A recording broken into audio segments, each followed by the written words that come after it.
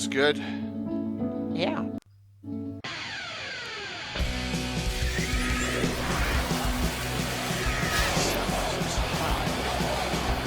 Okay. Yeah. Just Hey, me. Patrick is on. What's up, Patrick? Awesome.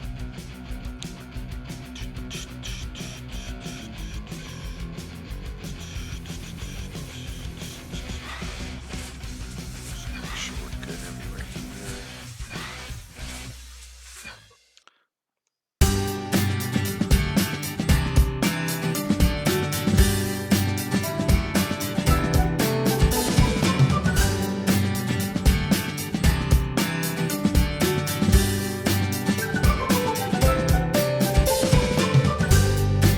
Oh, thanks, Left Coast Scott. Good to see you, man.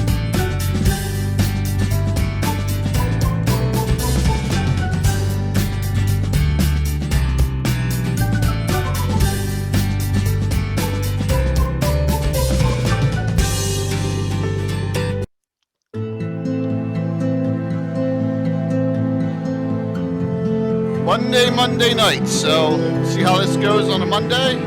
Yeah. Right now it's just Anna and me. We'll be able to handle this. Yeah, we'll do our best. We'll do our best. Yep. Excellent. 25 months, man. That's, woof, that 2-year club.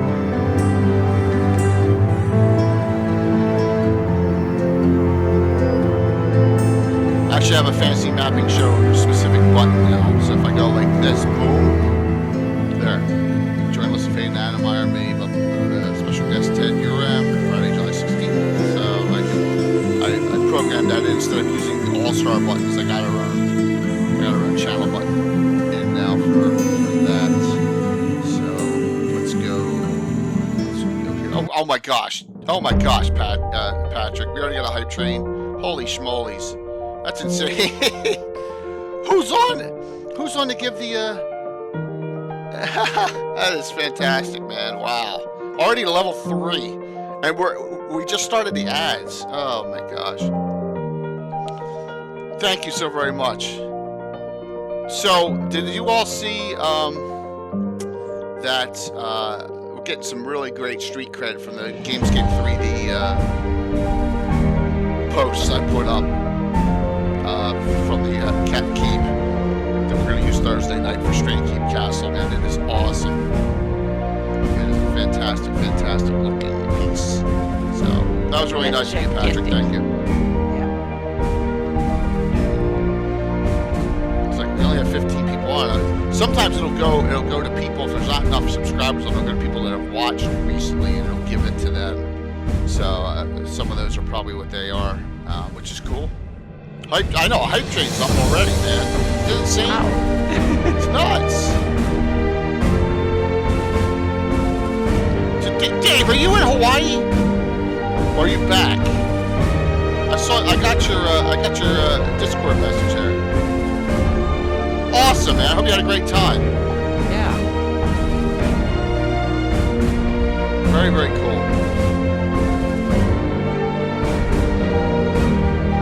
Thanks, thing. Yeah, it's going very well.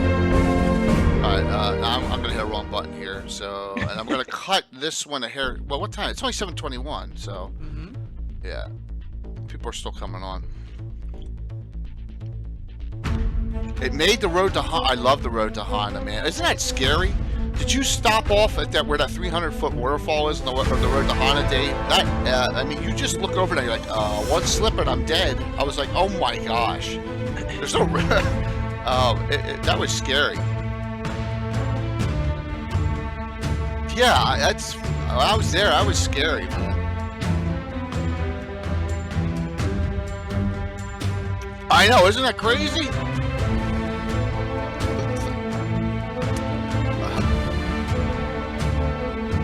Oh, you can drive all the way around now? I didn't, because when I was there, there was landslides. You couldn't.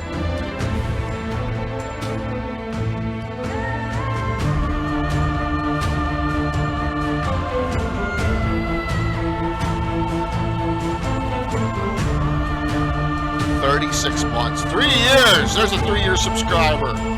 It's glorious. I'm cutting this short. You ready? New vid. So you get to see a brand new vid. Here we go. This is brand new. This is, if you haven't seen it already, Miniature Building Authority's Kickstarter has started. I haven't changed my shout out though for it. And here we go.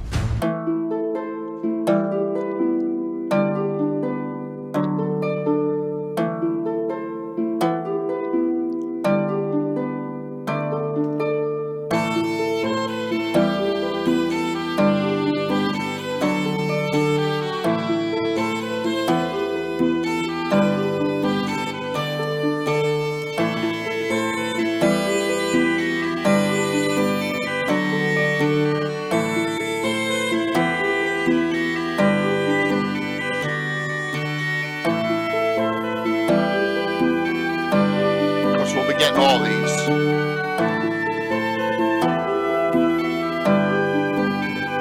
It's brand new Kickstarter from Miniature Building Authority.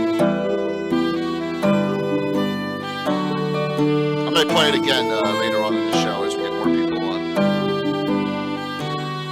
I like all of them. They're very just basically eclectic looking, which is good. They're not overdone. Absolutely. Timmy, Naki, what's up?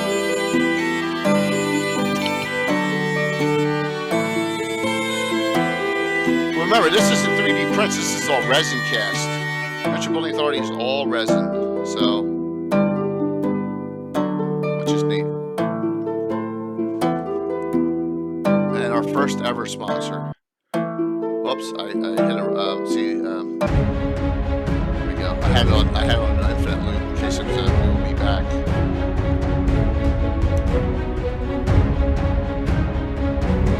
I love, so Dave, I love that Black Sands Beach because there's signs that say, beware of man of wars. I'm like, what?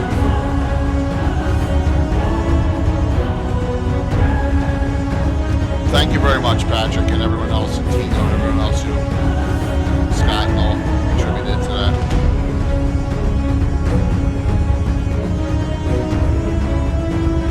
I know it feels weird on a Monday night, but it's cool.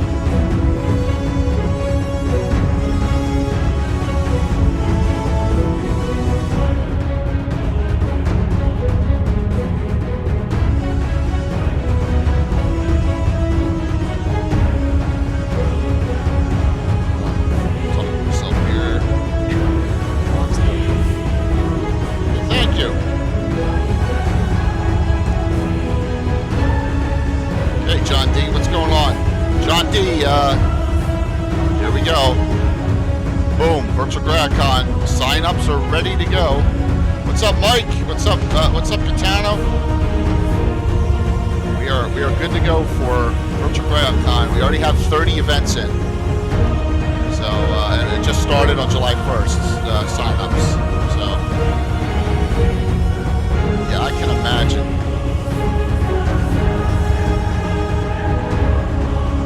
Tonight's discussion, and whoops, I hit a wrong button.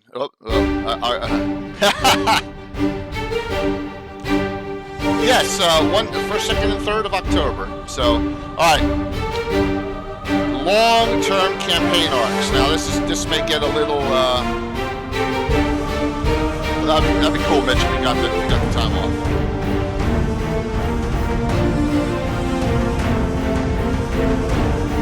Yeah, well, I will set a time, Tino, so that you don't have to sit there in the middle of the night or whatever. It'll probably be noon that day. Or, let me see what day of the week August 1st is. Oh, it's Sunday. It's Sunday, that's good. It's a Sunday. Hey, Riley.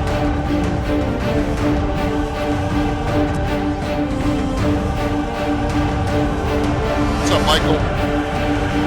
Or as we should say to what's up, champion of the joust?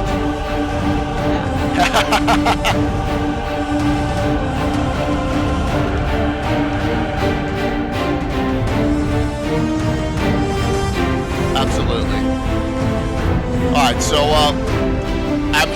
to give some tricks of the trade tonight, but this is relaying some information. Sometimes is easier said than done. But I think Anna and I can personally through some ideas on long-term campaign arcs. I would hope so for me at least, right, Anna? That's all I do. Yeah. At least you entertained your players for decades, so yeah. I try to. So good evening, everyone. How are you? I'm J.K. Lord Gazumba on a Monday night. Hopefully everyone had a nice 4th of July weekend. I had today off from work, which was nice. So I was able to veg a lot. Anna, how was your weekend? Was it good? Good, yeah. Mm-hmm. Excellent. Excellent to hear. So I don't know if Tim was going to be on or not. He said he was 50-50, and maybe he'll be, how Tim, he's like Leonard. He pops in whenever he's able to at this point. So let me get caught up on some of these updates here, as I don't think a lot of them set here. What a fun what a fun game we had on Thursday, which was crazy, right? We had all sorts of that All-Star game. It was a record for cheers. It beat the Ed Greenwood game in cheers. So I wanted to say oh my gosh, it was insane. It was a fantastic game. You had fun. Thank you. It was really fun. I didn't see all of it, but I saw a lot of it. I was so tired because my dog was up all night before, so I was kind of screwed up a little bit. But I was I'm sorry to hear that. But yeah, but it was so Minnie was a little bit off. But yeah, but it was fantastic. These are all catch-up cheers, everyone, when you see them. So. It was, and it was late. It was late, and then Tim's game Saturday morning was cool too. So we had some great stuff this week. The next 2 weeks are packed with content. We got that's another catch up. We should be caught up now in cheers and chats and all and everything else there. So, some fun things. We have a great game Saturday, which Anna's playing in, that I think is going to be very exciting. Hopefully that's the right one, and that's probably not. I don't even remember where I programmed stuff in. There it is. Yeah, Casey. So Casey's going to run his Band of Kingdoms one for the last time. So he's running a lot of times. He's going to run it for the last time, and Anna's part of that team, along with a lot of other really cool people playing in it. And I am just going to sit back and watch it. So we got Anna, we got Kayla, we got Jose Ortiz, Josh Pop, John Birchfield from Blue Box. So with the actual tourney, a lot of you have run the tourney that Casey has, and this will be the last time, because if you look into Virtual GreyHawk, he has Bandit Kingdom 2 tourney already in there. Three signups for that in tourney style, just like last time. So looking forward to that. Another morning game, Saturday morning, 10 a.m., the same time as Tim's. But just wanted to put that out there that we're excited about that too. All right, so long-term campaign plots, Anna. I'll ask this question. I don't know if it'll be easy for you to answer, but what was your longest one that you can think of ever? Like, was it an item, the antithesis, or a storyline that lasted? I tend to they gravitate around my political interests. So I take a conflict or I take a part of the world, and then I start thinking that is interesting, and then I take some big factions and say, okay, what are these factions kind of goals and methods and stuff, and then I'd see, okay, what interesting things can develop in that area. And that's kind of my usual. For example, now when I read Gary Julian's awesome article about the Death Knights in Earth Journal a while ago, and I was like, I'm going to take my spin on that. And so that is my next campaign arc that I'm going to do after the Shieldlands campaign has ended. And so it might be 5 years from now, it might be a year from now, we'll see. But then I take that area and so I take the idea of say, okay, we have the Death Knights and we have the North Kingdom that I now call the Empire of Aerdi. That's what they call themselves now. They leveled up their titles and all that. So then I'm going to say, okay, so we have Hextorians, we have Death Knights, we have that upstart empire, we have the United Kingdom of Alyssa, and we have Karulk and a few kind of unknown leftovers from the Great Kingdom. And then I kind of tie that together and see what kind of plot ideas and twists yet. And I don't come up with when I say plot, that's just ideas of what different factions want to do. And then I say, okay, where can I start the players in this soup of things, and what kind of roles could that they play in the maelstrom of things, so to speak. That's basically how I go about getting something set up. So I take the general scene and the big actors in the form of factions, not individuals so much, more factions, like what this faction, what they want to do, and that faction. And then I try to throw some jokers into the fray just to make it interesting. And then I try to see, okay, this is the situation when they start. Okay, so your long term depends more on faction base. Yeah, exactly. Okay. It's faction based. Yeah, definitely. And then you have to weave in things, meaning are they fighting over information, items, resources, places, people, and stuff like that. But the methods and the details comes afterwards, so to speak, for me. So Gaetano asked a really good question right off the bat. What percent long-term games come from initial planning versus what players cause to happen? So I'm going to say for me, Yeah. I'm going to say probably 75% is me and 25% is opportunistic. Does that make sense? Like when something would happen and my guys would my player I say guys in general because they're all guys right in a long-term game, but that's my thought on it mostly is that I'm setting up a long-term plot and then running with it. And there's different ways to do it. And I'm going to try and go over some of the ways that I do it for Greyhawk with different techniques. And the most basic one that I think you can do is the antithesis long-term campaign plot, right? It's very basic. So and here I'm going to be switching screens a lot, but we're gonna stay on. We could switch over to the What's the definition of long-term? Death Knight 203CY. That's a great name. That's a great question. Yeah. For me, we're talking 5 years minimum. So a lot of these, I have one that I'm going to discuss that went on for 25 years. So, but now put this in perspective. It's also depends on your game, right? So if your game is going to run about 2 years, you think maybe say you're running. Just this is an example. You're running Rime of the Frost Maiden because I always hear about that. Every Saturday I come on, right, Troy. Every Saturday or Sunday I go on Sly Flourishes. You're always talking about Rime of the Frost Maiden. How long is Rime of the Frost Maiden going to last? A year, 18 months? So, and then you put some plots off of that in. It may only be a long-term plot of 6 months, but that's okay. I mean, but for like 50 sessions or something like that is something. If it goes way beyond 30 sessions, then I see it's at least midterm, so to speak. So anything below 20 is like short, and 20 to 50 or 60 or something like that is like mid, or long term is like 100 sessions or something. That's because then campaigns have usually evolved way beyond the starting point, meaning the starting point is so far away that it's almost feels like ancient history down at the end, so to speak. So here's a big thing when we're talking about campaigns.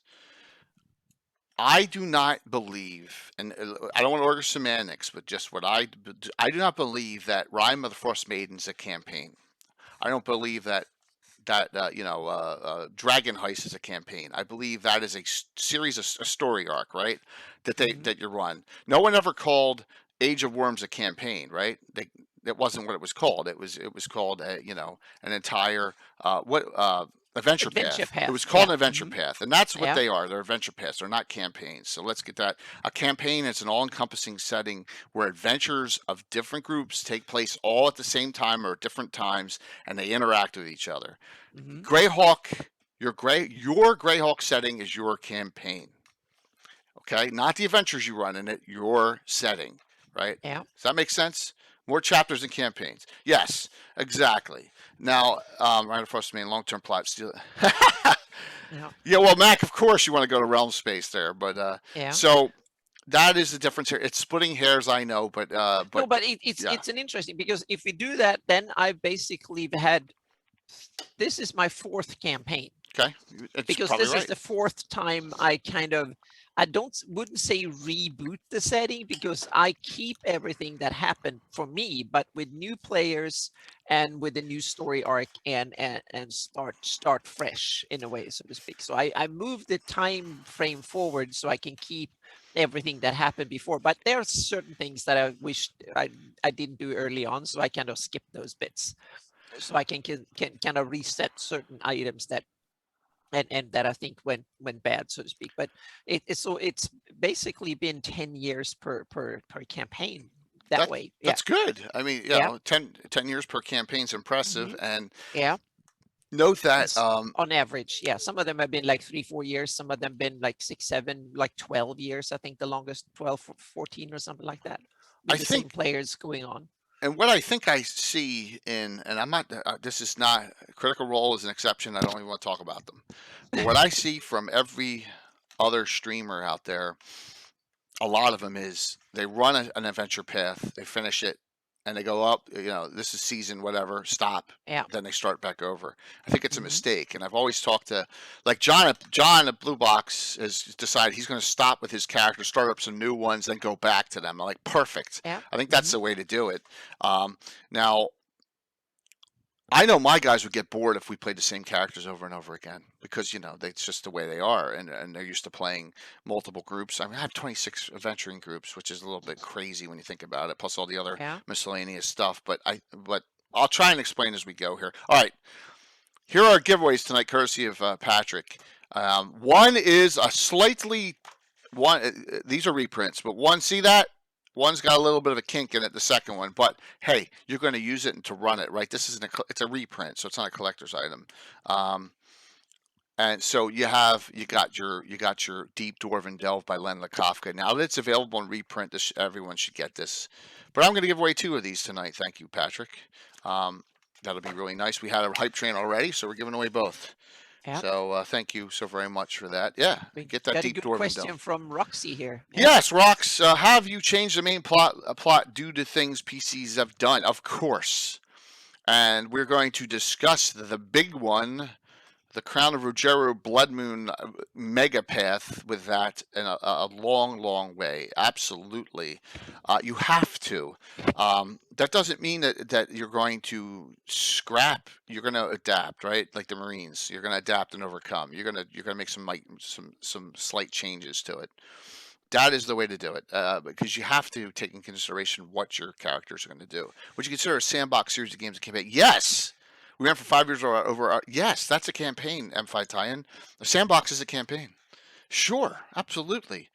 Sandbox play is great, and sandbox play is more realistic than adventure play because it's like almost day-to-day action, right? So, in a lot of ways, that's real campaign play. Yeah, definitely. I mean, you know, it's a great style. Certainly, it being was the Weeping Strawberry Flag, Dave. That is the Amazons of the Crimson Moon. That should show up. Yeah, I know. That was my worst one out of all of them in heraldry. Oh, but But it's supposed to be kind of funny. Fun heraldry. Yeah, Yes. we'll talk about that under some bad organizations, because the Amazons are always around as to the corruptors. I don't know if it's PC or not for me to even use them anymore. I don't want to get in trouble. So, but that's kind of comical. But when you said that it was 75% was 25% was the players and 70% for me, it's probably the other way around. Okay. It's probably the other way around. What I just basically just try to provide the canvas with the stuff out there, so to speak, and I'm more reacting than acting. In the beginning, I set the scene. So the first chapter in the campaign, just to get things going, I'm usually very kind of gung-ho, and I set things up.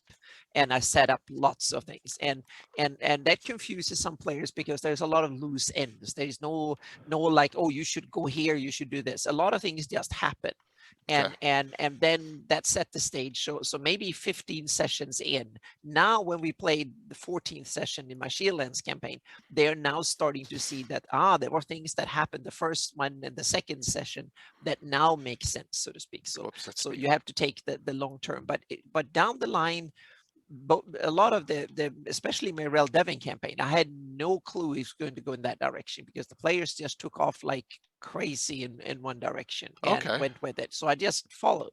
I didn't tell the players that no, you can't go there, because I have to tell them that okay, we end the session now, because now so I get chance to prep the details for the next one. But I always try to it's the players, it's the sandbox, they can go in any direction, kill anything they want, so to speak, or try at least. So there's a nice medium for all DMs, right? You can Yeah, decide. You and can it's the make a play style. decision. Yeah. Yeah, It's the it's a play play style. style. You can have some DMs want to basically railroad, and there are some good benefits to that too, because you can present detailed, well balanced, well executed, technically complex encounters that are way better, because that's my weak spot, so to speak. That's where I'm weak. So I compensate my technical kind of not having everything set up and so on by sheer volume of details and spectacles in the world and stuff like that to eye candy for my Hey, to Bill. distract my players with. And sometimes it works, sometimes it doesn't work. So there is drawbacks and positives and negatives with every style. Absolutely, and note that Sandbox and Theater of the Mind, you have some more flexibility. Once again, my tabletop style makes it very difficult to completely go off the rails. Yeah. But that's a Yeah. combination of needing to, and putting it in a stream. It just doesn't Yeah. work. But yeah. Yeah, but I think the important thing is that what you have each DM, we all have styles as DM that we like to do. And I think the important thing is to learn the strength and the weaknesses of your style, so you can play to the strengths of the style, so to speak. I think that's important. So That is really you true. can kind of use the start analyze your gaming style critically and think, where can you kind of get more interesting stuff out of your style? Because I've played so many different games now in different styles, and they all have advantages and disadvantages. And almost every type of style can be completely wonderful game if you play as a DM, if you use the way you do it, if you use the advantage of your style and then try to smooth over the ugly bits, so to speak, then you can do something good almost no matter what style you're having or you're running your game in. And there's a lot of, you'll figure out as you go. Thank you very much for the Yeah. follows, by the way. And we hit the 5,500 mark already Yeah. so I'll put that up to 5,600 for Yeah. Wednesday night there. Awesome. So yeah, Bill said, oh sorry, no, but go for it. Go Bill for it. said something good there. Sometimes we need railroading, and that's true. Most players and parties, they need railroading at times, and there I think it's one of these things that, at least in my opinion as a player, where you can weed out the good DMs from the bad DMs. Yeah. The bad DMs just tell the players, okay, now you just go here, or they put up some mechanical stop saying you have to go that way, because or just outright tell you going that way, period, so to speak. The good DM railroads in a subtle way, by that is hardly not noticeable, so to speak. So learn to railroad the right way, and with right and wrong way, meaning the right way for the players you have, because different players have different ideas of what they like as railroading. Some parties and groups of players want to be kind of railroaded fairly tough, so to speak. Others want to be enticed with goodies or done very secretly or something. Well, I get to bust one of my players' stones because I know he's never going to watch, and that's Alan. So Yeah. I'm beginning of the week or the end of over the weekend. I always say, this is the group we're playing. I need your characters. So I put down, this is going to be at first you like Pathfinders. Now, all right, first you'll like Pathfinders, and he goes, "What, the Narwhal group?" I'm like, "Narwhal group? First you'll like Pathfinders and Narwhal." What, So it was no, Yeah. that's the Narwhal Headhunters. Yes, this is the group in the Pomars. Oh, so yeah, I guess is what I get. So I sometimes have to, and I talk about this with the tuna fish analogy. I need to railroad my guys sometimes, but Yeah. then again, some of them, the play, like for example, on Thursday was pretty good as far as helping out, some of the newer players we had, and Yeah. And there you have the difference, meaning if you run a convention game, which is certainly not my expertise at all, I've done it a few times only, but or you run something that is streamed online, then you need to railroad way more than if you run with friends on by yourself only, and there's no time limit. What you don't do this session, simply do that, you do that in the next session. Then you don't need to railroad much. You can dither around, you can kind of use all sorts of interesting tactics, but and that's meaning, Jay, you're a perfect example of you run game after game with an audience in a fairly strict time frame. And that means that you need to get these things in 3 hours and 4 hours or 2 hours, so you can have the boss fight or something. Right, or you go to 1 o'clock in the morning like we did Thursday. Yeah, exactly. Yes. It was a 6-hour stream. Yeah. Mm-hmm. And so different types of games require different hand-holding or different approach, so to speak. So yeah. That's so true. So develop your world more, and you will have to. Well, that is true too, Shift, Yes. and that's where I am. So, Yep. and that's where, 1 a.m. on a weeknight. Oh my God, it was late, but it was awesome. So, Yeah. point one, the long-term antithesis. If you go to my campaign in 41 years, I have had 4 long-term antitheses in my campaign, and that's it. I'm not talking about IUs, and I'm talking about the Dark Brotherhood leads or the baddie that's wandering around causing trouble. You got one of them Bill's never heard of before, and her name was the Claw. She was like an assassin, and this goes back 78, 79, 80 before I was even logging adventures. Then came Macarash, then came Puked, and now Holly. 4, that's it. 4, most of them Dark Brotherhood members, and in my campaign they're all created.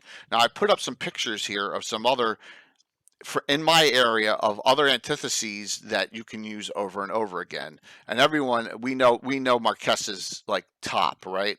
Top's one that you can use. She's in the Pomar, she's the Slavers, just vilely evil. Carlos loves her. You got Carlos Adventures now you can pick.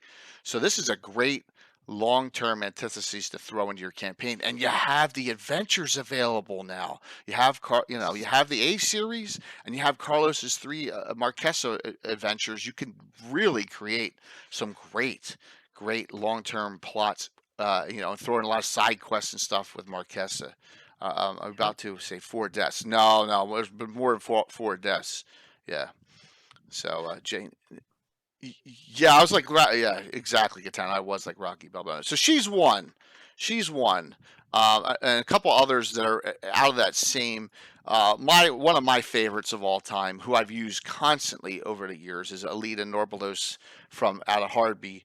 Her and the Michael Baton feud have been going on, and she kind of won, right? So she's a judge. She's in line for the despotrics of Hardby. She's evil. She works with the slavers because she thinks that'll get Greyhawk influence out of Hardby. But, that's what happens when you're evil. So another long-term published source villain that I use. If you're venturing sea-based, Hardby-based, anywhere in that vicinity, you can have her thrown in.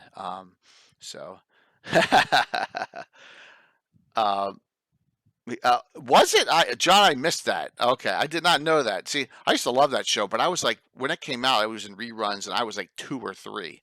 That was great, and plus they had that really cool car. I forget the name of the car he had. It's a rare car. That he used in that. And the third one, whoops, went the wrong way. Let me see here. Hopefully I don't crash things. I'm playing with fire with having so much open. Slavers members, of course, Tarash Mack and all the slavers, but you got Davis the Reaver. He's the guy on the cover of Slavers, and you got Pyar. She's a priestess of the Earth Dragon. So you can do the cult groups too, and then you can create some really neat stuff, particularly if you're a wild coast adventurer or running along the shorelines anywhere, even to the on-wall side A0s over there. So you can start, you can use the Skip Williams adventure. You can use slavers all the way around to the Sea Princes, basically. So and create long-term plots where you don't kill them off. Right. If you notice, none of these are dead in my campaign. They're not killed off. So constantly, you do not want to kill off antitheses quickly. Yeah, that's an advice to me. Now, occasionally, Anna, we can kill them off and clone them, or kill them off and Well, someone else takes their yeah, and place. Right? yeah, Someone takes their and my place. Shieldlands campaign, meaning Vakunis, introduced. He was supposed to just go past, and they kind of killed him off with a bit of help, though. But anyway, they kind of killed him off right away, and so one of the villains that I thought would be a campaign-long villain was screwed up in the fourth. He was killed off, disposed of in the fourth. Session. But on the other hand, there's some twists to that story that will I need to put in later. That will be fun to come in. Yeah, So yeah. yeah, Troy, that's funny. Don't let Lord President encounter them either. Yes. The Sunbeam Tiger, that was it. Yeah, a very rare card, Sunbeam Tiger. Only the Marquesa experiments have been killed. Yeah, Bill knows about. So I have never had them confront the real Marquesa head to head. They've always encountered clone types, the gold, the red, the black, the green's wandering around because she's got her memory back, and I threw in one or two other colors. But that is something here. Here's another one. So Robbler, right? So Robbler is an enigma because you just don't know what Robbler to use. So you use the one that fits your campaign best, and you can always have him. He's always a menace because in published source, because he goes around and he just causes trouble because he can, right? So whether he helped Rary or not, or whether he's causing trouble in the Temple of Elemental Evil, releasing gods, he's a good one to have as an ancillary, secondary nemesis.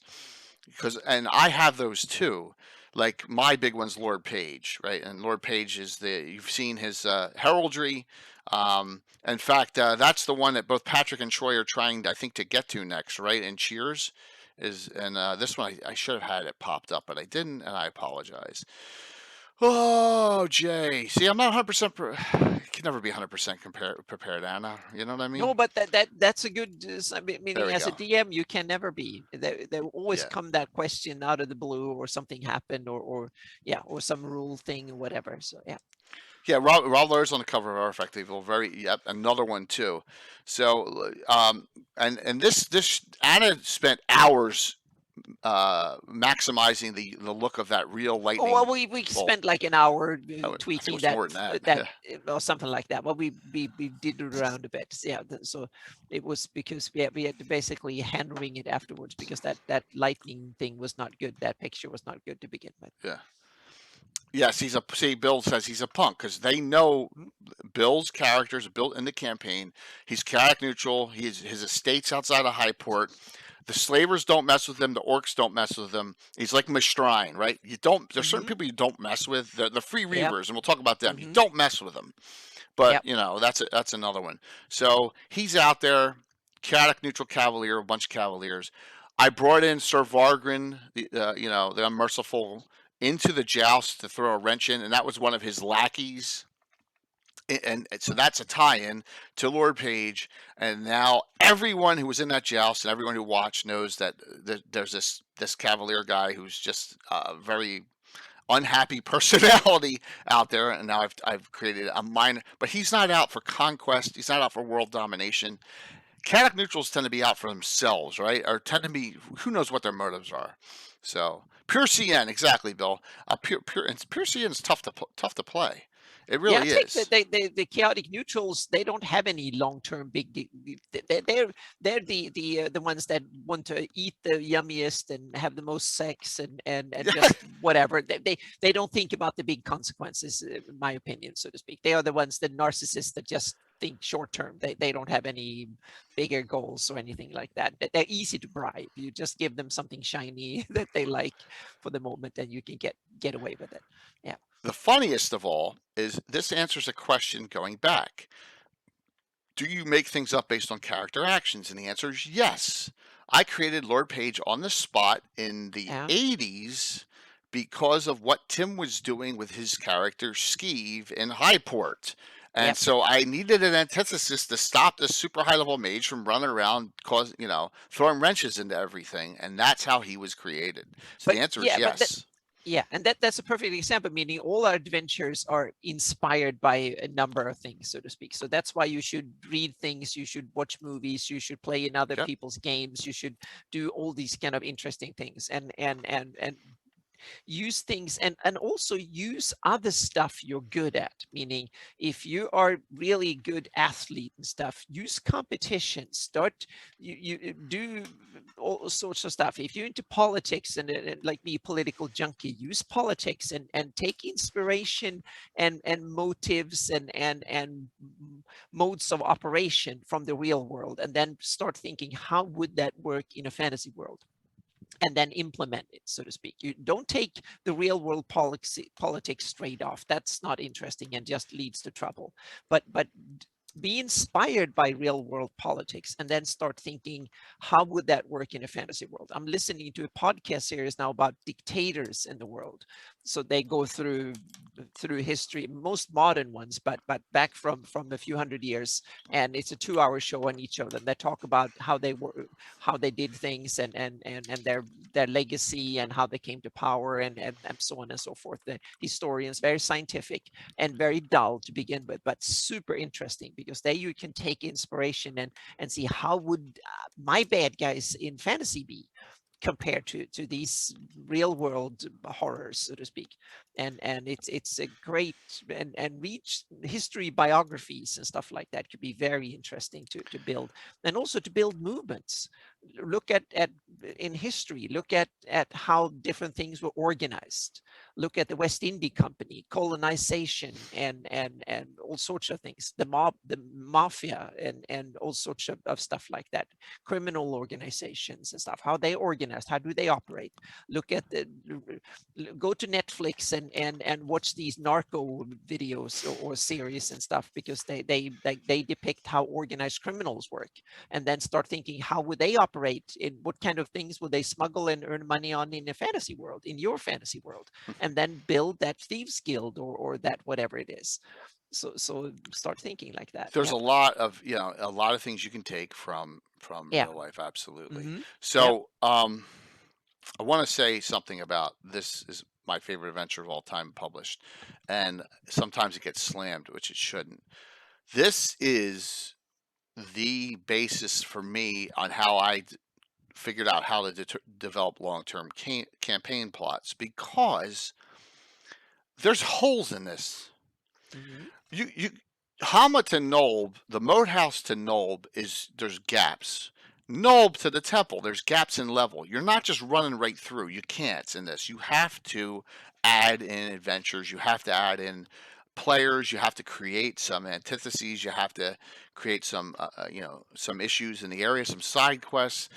And I think that's what gets lost. And I don't know about, because I don't read the most of the new stuff out there, the new adventure pass, but the old style adventures weren't written that way. And I think that is where this adventure temple, when I ran it way back in the day, is one that really helped me figure it out. I was like, oh my gosh, I got a lot of filler I got to put in here, Yeah. which is not a bad thing. No, and that's also one of the, when you talk about level, that's one of the other aspects you need to start thinking about, because the characters will need very different things to satisfy the lust for adventure, so to speak. Meaning a first level and a 10th level campaign, when the players are first level versus 10th level, is completely different. Meaning for the players, what they find scary and interesting and so on in when the characters are first level doesn't cut much mustard after they're 5th level. Then you need to level up the game in stakes and stuff. Meaning the players need to take on a much bigger role. So in the beginning, it's just about finding your way in the world, or be bait for bad guys, or flee from something, or the simple. So in some ways it's very easy to do the low level, but in some other ways it's very, very hard, especially for me, who don't want to hide things. Meaning all the real big baddies are around even when they're low level, and that's something you have to, as a DM, you have to start thinking, how would you handle the world because where are the high level stuff hidden?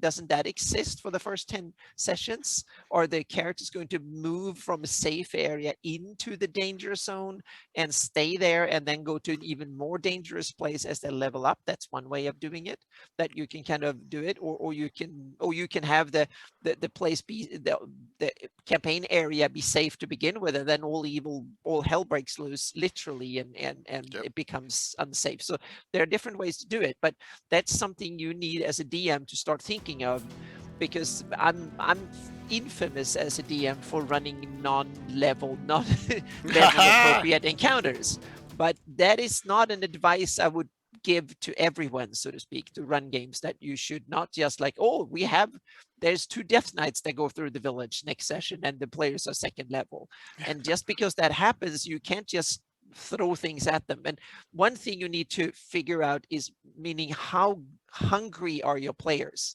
Meaning, some groups are so gung-ho that if they get a whiff of something that moves, they want to kill it, period. They don't care one bit. If it's something moving, they roll initiative before you ask for it, so to speak, because they are so keen on killing whatever it comes. And other groups are much more like, are we going to stand here on the sidelines and look at it a bit and see if it's worth killing or something?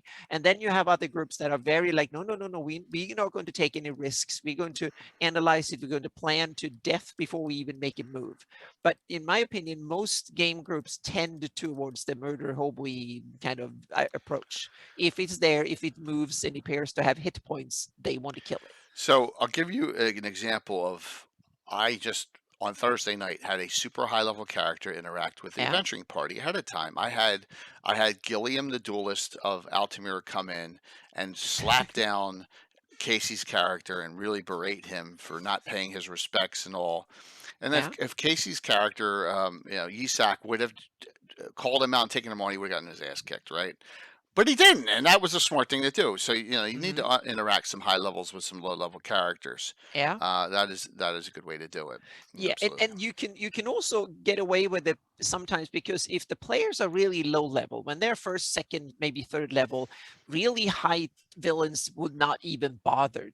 Meaning they're so insignificant in their world that they will not even try to hunt them down or something. They don't perceive them, meaning a villain needs to see them either as entertaining enemies or some sort of threat. If they're either entertaining or threatening, or to their business or their well-being or their power or whatever it is, they're not going to bother. So they're not going to look for these. So low-level adventurers can get away with things that high-level adventurers characters can't, because when they're higher level, they become scary to a lot of villains. So high-level characters should be hunted by a lot of villains, so to speak, actively hunted down. And that's where you can create some long-term rivalries Yeah. between. Mm-hmm. So with the antithesis comes the organization. So I have some custom ones myself. This picture ups the Dark Brotherhood characters. I should have more metal figures for them. I only have the one. The one metal figure you see there with the big glowing swords, the Sir Twix character who always kills off Alan's character Herbie, and did it in 3 straight adventures back in the 80s. So that's the Dark Brotherhood. And another organization with a repeat in my game, you all know, is the Mongrels of the Putrid Tongue. Another one I love to use, and I love to bring it back. And because, I mean, how often are you gonna? I mean, Tim took such an idea with the tongue tool and the ripping out of tongues and the breeding and all. I mean, come on, you gotta have fun with that. But it's an organization created; it's not published source. And then another one, which you saw on Thursday night, that I'd like to bring back, which is my own, but I ripped it off from WoW. We all know is Murlocs, right? So I love bringing Murlocs, and I brought Murlocs into the world because they were bred from Coatoans. The Coatoans can't really go out in the surface. They can't go out in the sun. They can't come out in the surface, but they bred Murlocs to raid the surface world. And that's kind of the way I've used them. So there's 3 examples of some long-term arcs you can do with, if you want to connect an Underdark to an upper and not just use Dark Elves as usual. Here's a connection you can do with like Coatoans, or a lot of people like Mind Flayers. There's a lot of things you can do. Yeah. So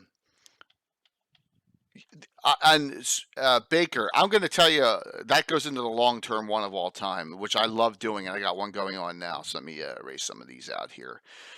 Yeah, so groups, some groups that are in published source that I love that are baddies, right? Really baddies, and has expanded their territory for me. And number one's Free Reavers.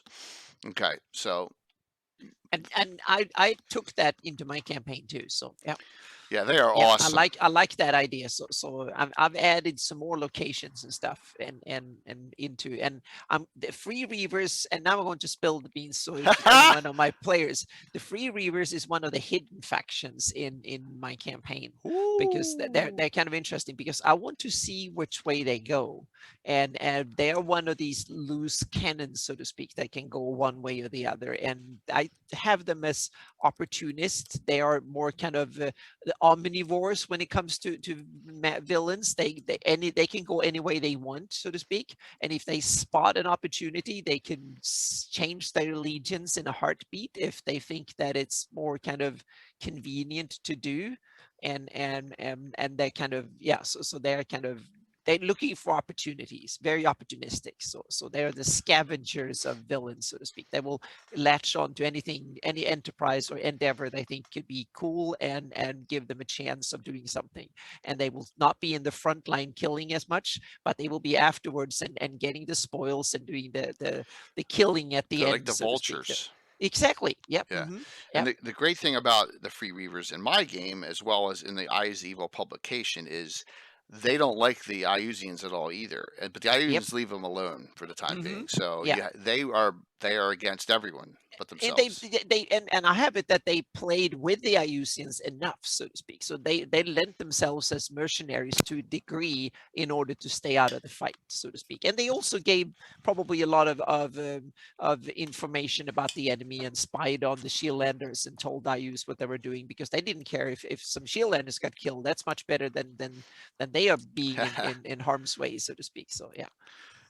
So that is so organizationally, find some things that interest you, whether it's published source or you create your own. Yep. You can always have your main antithesis be the leader of that organization, and don't have it one and done. Have it repeat. But don't have it repeat every adventure. Side Yeah. And quests. You need the side exactly, and quests. start out with the little guys in the organization Yeah. and move up as the players.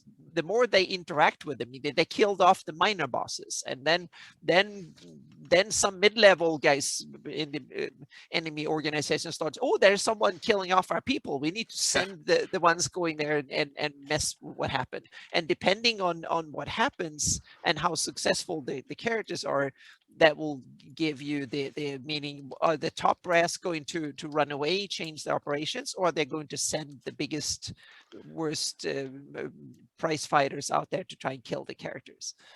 I'm trying to find a pick that I don't Yeah. have, and there it is. Okay, let me find it real quick. Yeah. And also you also don't always use violence and force.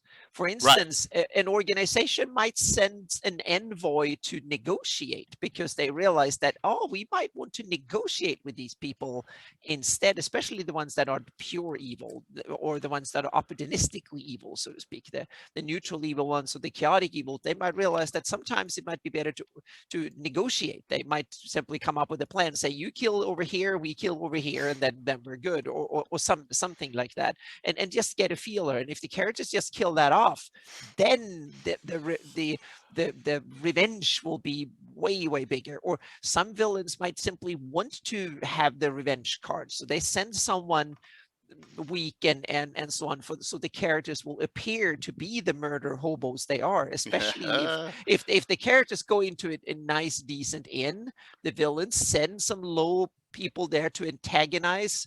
The characters fall into the trap and start killing off half the village, or everybody they perceive as enemies. And then the master villain come and say, oh, you have these violent intruders that come and kill half the people in the village and all these good citizens, and blah blah blah.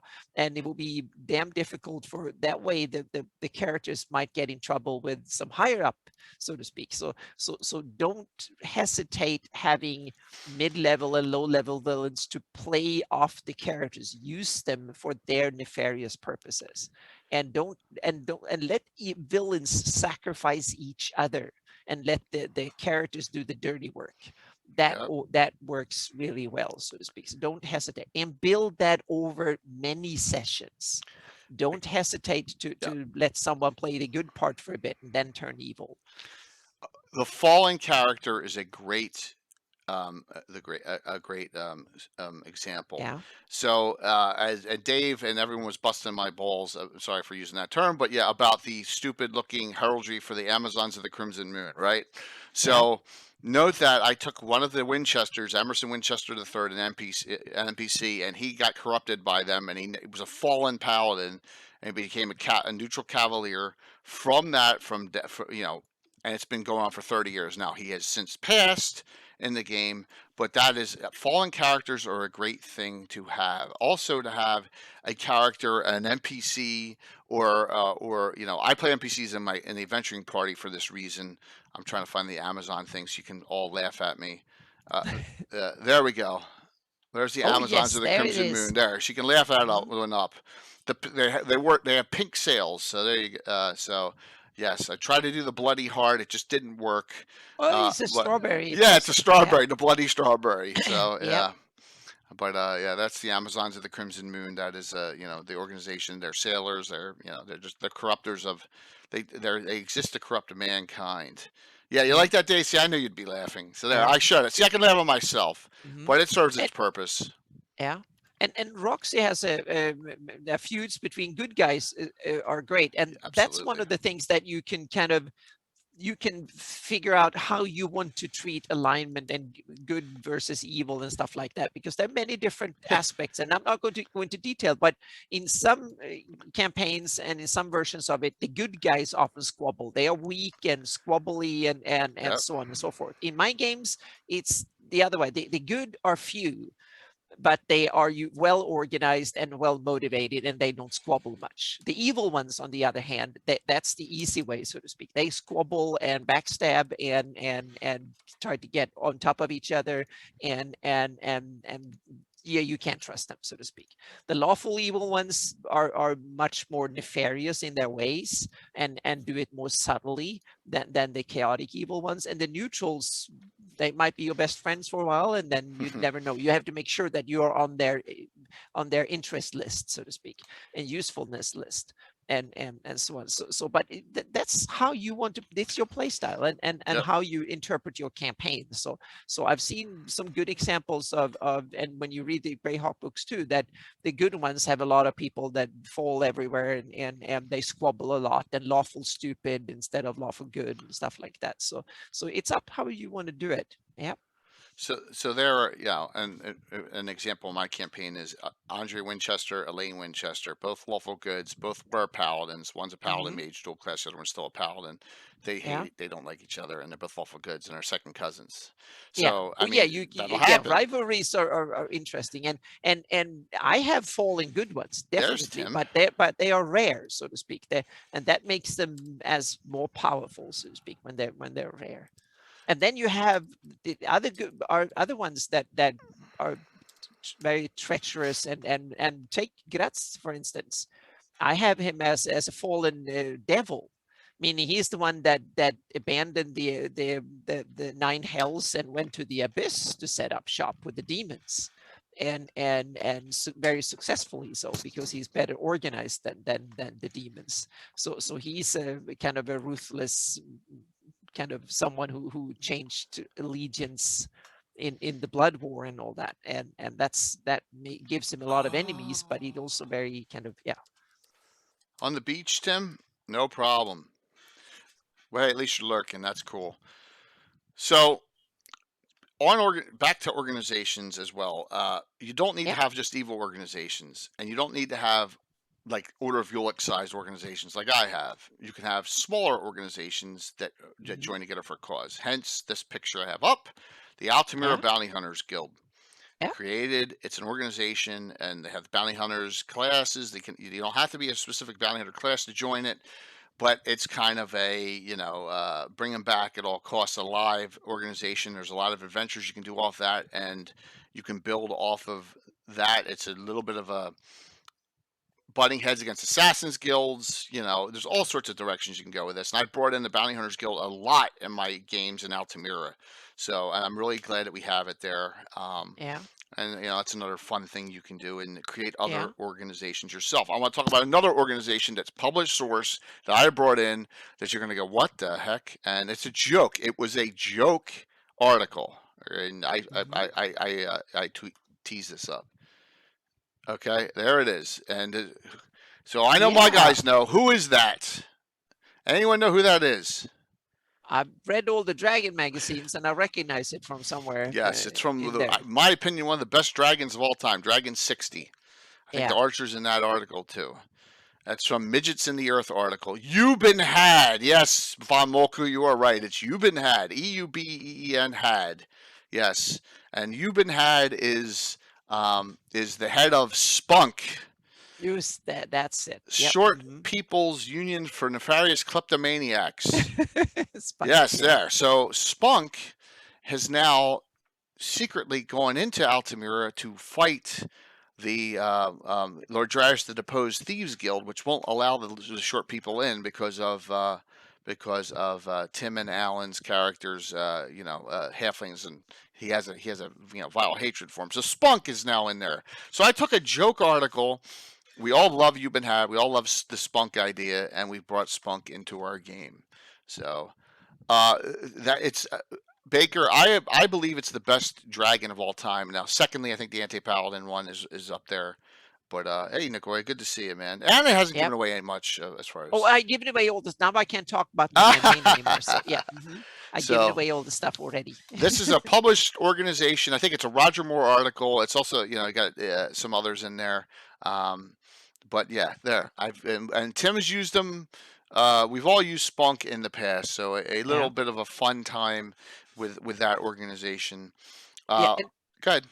I Go was ahead. going to say, organization also doesn't necessarily need to be long term. They can be short term. Think Yeah. about that. The characters you need to, let's say the party is going from this town to a city that is a couple hundred miles away through some dangerous territory, and they only third level or second level, and it will be kind of a boring trip or too dangerous for them and stuff.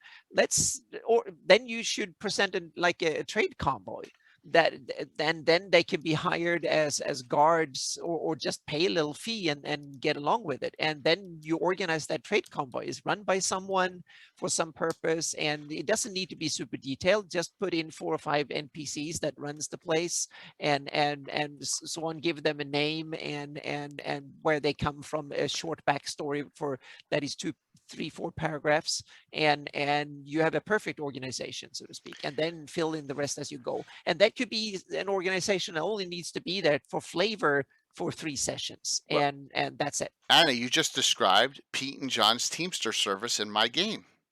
There you go. They are both of Yeah. Tim's. They're two of Tim's who's on characters, and Yeah. they basically transport goods all over the place, and people and whatever. And it's an behind the scenes group that maybe you use them, maybe you don't, but you create them Yeah. and you can do missions for them. You can do you get from one place to another with them, and they rival the Abel Carter Coaching Company, which is in that Greyhawk area, which has some IU's agents infiltrated in it. How do you structure your Yeah. storylines? How detailed? How much you fill in? That's a good question. So Yep. more detail can be bad, right? Sometimes less is more. Sometimes more is better. It depends on your situation. I prefer I tell what I need for the storyline and leave the other details out. And I had this discussion. I forget who it was. I think it was on Cannon Fire, and I said I think it was Wiley Hobbit Scott who I talked to about this, and he said he was scared to death to run and stream Greyhawk Adventures for fear that the canonistas would come out and tell him he's doing stuff wrong. And I said, don't ever think that, because your Greyhawk may be different than others. Hmm. The more you put in the canon detail, the more you're bound by it, right? So there may be a change here and there. There may be a little bit of, maybe some information you don't want to share. I think as much information to give the storyline flavor is what you need, and that is Yeah. my opinion. I don't think you want to overdo it. I know, Nagoya, that's a little nebulous, but I think Is nebulosity a word? Being nebulous Yeah, is it's a good. good word. Yeah, Yeah, being nebulous is good in some yeah. instances. Yeah. For me, is that I don't do much of a storyline at all. Storyline is almost, I try to avoid storylines as much as possible, and just have the pieces of the puzzle, so to speak, and simply have the antagonists, or all the people and places. I have the canvas, meaning this is the geographical area, the environment the thing is going to happen in. That needs to be detailed, and that's why I got into fantasy cartography. Yeah, I'm completely bonkers obsessed with what the landscape look like, because for me that is the enabler, so to speak, and also the limiter. And then I want to know who lives here and what do they want to do, and then I put the characters in there and I'll see what happens. That's basically it. I have almost no plot whatsoever. I just have the meaning this leader here or that faction wants to do this, and they have that crazy person in there who wants to do this, and so on, and then I just let it run.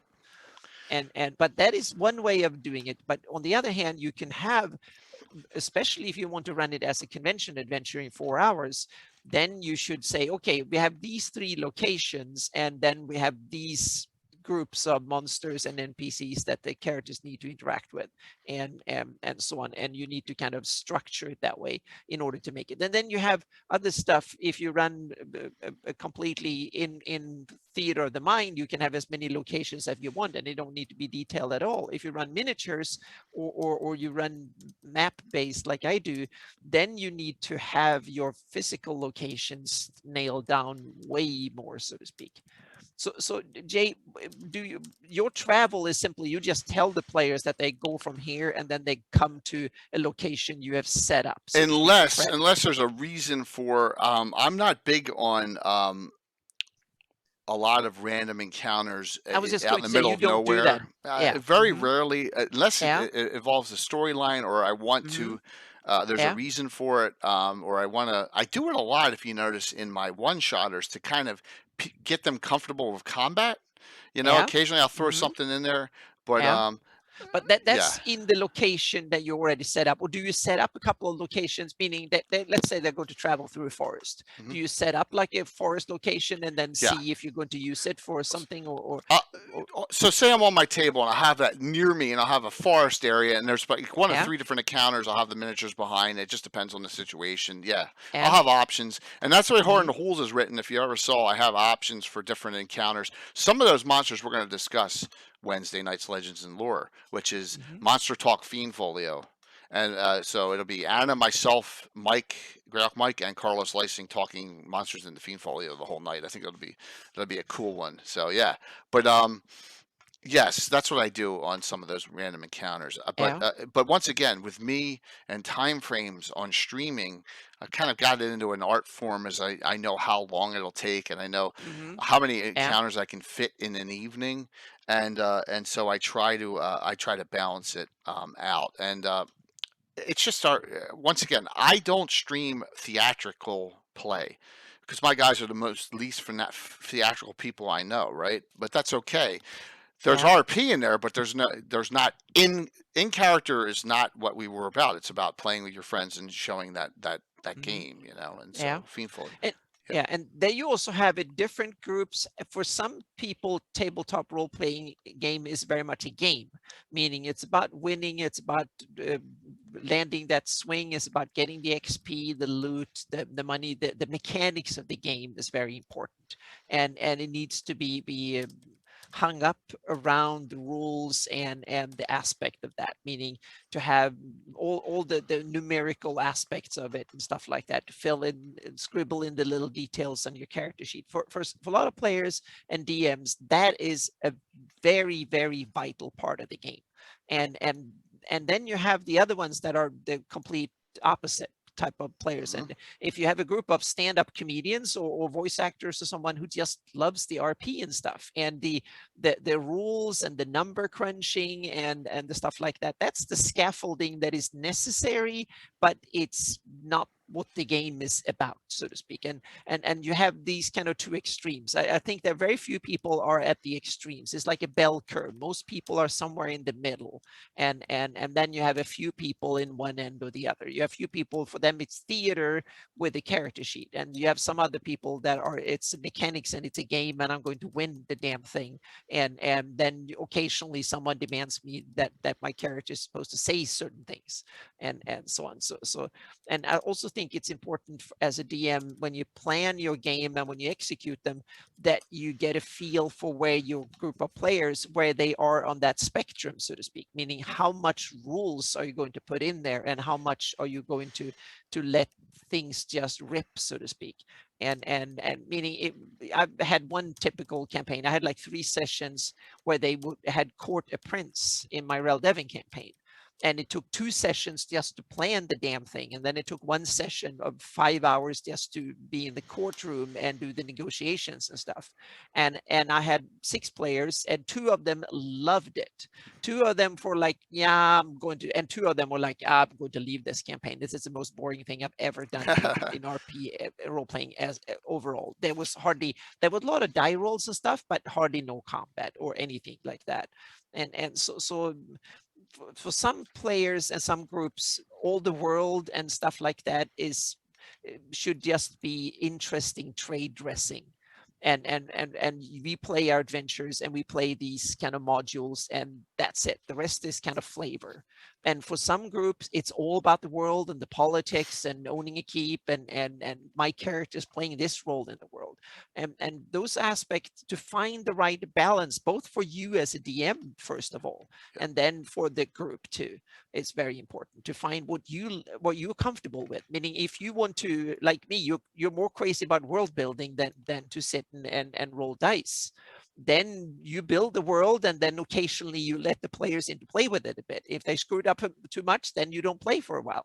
And then you have the other one, meaning it's playing that is the fun. Sit and roll dice with friends is the most more fun. World building is just one necessary evil that I have to do. So I run modules and let someone else build the world for me. And so as a DM, I think it's very important to find your strength. What do you love to do as a DM, and then play to those strengths. Yep. Do you love world building, or do you love to fly by the seat of the pants and know every spell in the book and know all the rules by heart, so to speak? Or are you the ones that can come up with an interesting type of flower when they go out and have their rest overnight, and can run a half a session just telling all the interesting aspects, biological aspects about that fantasy flower and the seeds, and you can take the seeds to the market, and if you age them well enough, you can make an interesting tea, and that tea can give you an hallucination, and whatever. Meaning you can spawn. There's different things to this and aspects to it. Absolutely. So, yeah. And there's a lot Yeah. of different ways to, Yeah. once again, you got to know your players, and that's the key Exactly. And thing. also a good Know 'em. DM knows what they like to run, so to speak. I Yeah. think that's the important bit. You need to be passionate about your games, and then you should try and persuade. And that where that passion actually resides, that can vary. And I played with DMs that are very rules heavy, and I've had fantastic campaigns. And I played with other DMs who don't know the rules, basically, and we've had fantastic games. So it's find what you're passionate about, because I think that's the key bit. You need to love to run your games. That I think is one of the key things. So find Absolutely. what you like to do and then do it. And then and also realize that not every player will like to be in your games, and tell that outright, so to speak. And I certainly know that's true for my games, because they are kind of peculiar and special in a lot of ways. So some players love to be in my games, and other players, no, I'm not the DM for them. So I'm going to give you another example of something you could do from just creating an area of plot line. Here's Anna's map here, and so we have, this is southeast of Harby and Yeah. Greyhawk, and you have the Starcairns here. You see them on the map. Oh my gosh! Well, run that. It's not bad. You can run that one. The others, but you have Stormkeep and the Mountaineer Militia here. Another really cool detailed thing where you can get into a military aspect out of the beaten track. You know what I mean? Out in the Yeah. mountains with flying mounts and all, and pretty neat. And then you also have Karastein's Castle, which I wanted to discuss because once again, this is a published source which I like and I use because and Yeah. I try and incorporate as much published sources as I can in. So, yeah, so from this, and here's a picture of the Mountaineers, where they have the mounts and all, and this is all outside of Greyhawk. But Karastein's group is not really written up as well. There's not a lot of detail. Well, I put the detail in and created them, and I did an adventure where they went into Ernst off of this. I don't know, it's about 4 months ago. Take some stuff, take some characters that are maybe just there's one line of them. Take someone from the Gord novel, right? And that maybe and incorporate them into your plot. There's nothing wrong with that, you know. You can always have some fun with that. So, and this is a group I like using because I love going into the Aberals Mountains. It's not far. I love not having to travel mass distances in my game with my characters because number one, it takes time, and two, I like to keep it tight. I don't want them running all the way over to Great Kingdom. I don't want them running to Rotik because I'm on the eastern side of the map. So the Aberals is good for me. Mhm. Shieldlands, the Vestfleet Forest is wonderful. And so that's what I try and do with that. So I always like the Yeah. And Harper's Guild. Yeah, exactly. Harper's Guild equivalent. Create mhm. an equivalent of a guild. Like the Order of Ulick is my Harper equivalent, even though it's not, right? But it's kind of similar. So go to guild. You could create one. So really, really, my Bounty Hunters Guild. It's not like the Harpers, but it's another organization there, Hager. But there's other. You could create a guild of Druids and Rangers. Oh, here's one: the Gnarly Forest Rangers and the Swan Maze of the Gnarly are both organizations which kind of could be Harper-like. They're cool. There may be something there. So let me just get off of here. Anna, do you have any suggestions for that on Harper Well, equivalents? Thank you, well, Mark. I'm not sure, but I was thinking the when it comes to sandbox to have an idea, meaning the bigger the sandbox, when you run sandboxy, every square mile adds labor, so to speak. You need to detail things. So try to, especially in the beginning, try to limit them by and that was I forgot who wrote that you need to develop well and you don't need to railroad. And so have enough shiny, interesting things happening in a small area, and also prep an area really well before you start the game. Yes. And so you have an area, meaning I prepped the village of Aldet I worked on that story for on and off for 2 years and detailed it. So I had the village and the neighboring 50 miles or so, and the factions and the people and stuff for about 2 years. So while I was mapping and stuff, I was thinking of who lives there and what do they do, and how is that area, what is the history of the area, who used to live there, what happened during the Iusian occupation, what is the occupation look like today, and stuff like that. And so I had that kind of really clearly defined for me. And then I also had a role for the characters to begin with, because you have to have that seed, so to speak, because the especially since I had a lot of players who'd never played in my campaign, and several of them had never played in Greyhawk before. So I needed to root them somewhere first. And that's really important. And then don't let them don't rush them away from all that work to begin with. And the other advice I have is that even if they go away, make sure they can come back again when they're higher level, and come back to the same area again when the new things have happened, and so on and so forth. Because players love to come back to areas they've been to before and see what Yes. happens, especially after a couple of years. Yep. If you run for 2 years, it's awesome to go back where it started, and the characters can go back to that little inn where they had their first meals, and that little keep where they were where they stormed and had their first fights and stuff. That is kind of really, yeah. So I call it my hub and spoke technique, which is a sales, Yeah, works in sales. yeah. Yeah. Mhm. So I have, and Oh, it was great. I had a very nice fourth, very Yeah. nice long weekend. So here's the hub and spoke technique. There's areas that I play in, and there's areas we start in. So we have Altamira, we have Greyhawk, we have Hardby, now we have Narwhal, we have the Vesvi, we have Shieldlands, we have that Pomarge order, Pomarge Principality border, and each of them gets developed in its own time with more and more adventuring groups and more detail, and then we kind of jump to another one, and as time goes, over 41 years, they all get developed up. This is why the whole eastern side of the map is devoid for me, because I don't venture there. But that's okay. Greyhawk's huge, right?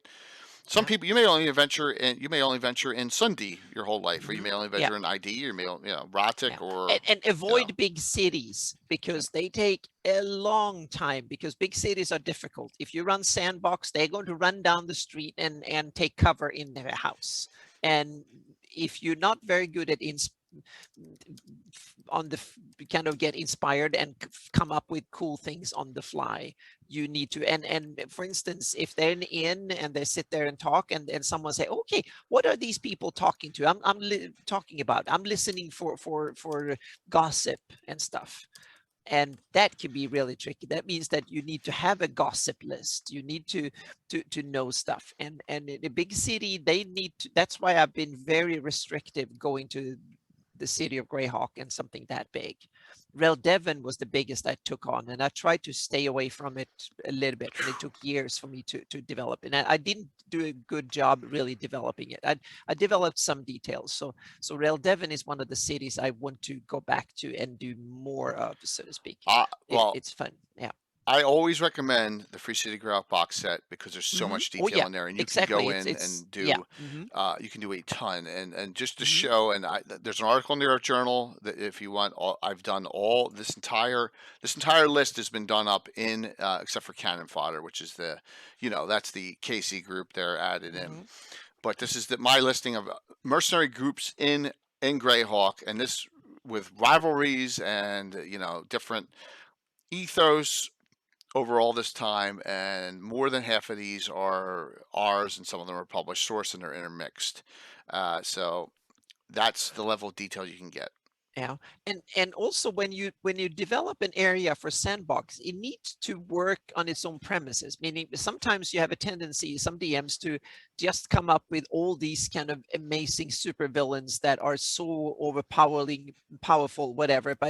And then you have these kind of hapless villagers that just exist. Meaning, why aren't they wiped out? Why are they all dead or undead or enslaved or something like that? Meaning, if the villagers live in peace and quiet, they need to at least be powerful enough to maintain that peace and quiet, or at least have been back in the day. It might have been that they lost their biggest fighter or that good ruler or that high level wizard or something like that. So the characters need to go in and defend them. That might be a good plot in the campaign, but things like that should at least roughly make sense, or at least to some degree make sense. Otherwise it becomes very kind of weird if you have a lot of good creatures or good hapless innocent citizens who are undefended, and they have been undefended for a long time. No, they would have been conquered, killed, or enslaved or something a long time ago if they were completely defenseless.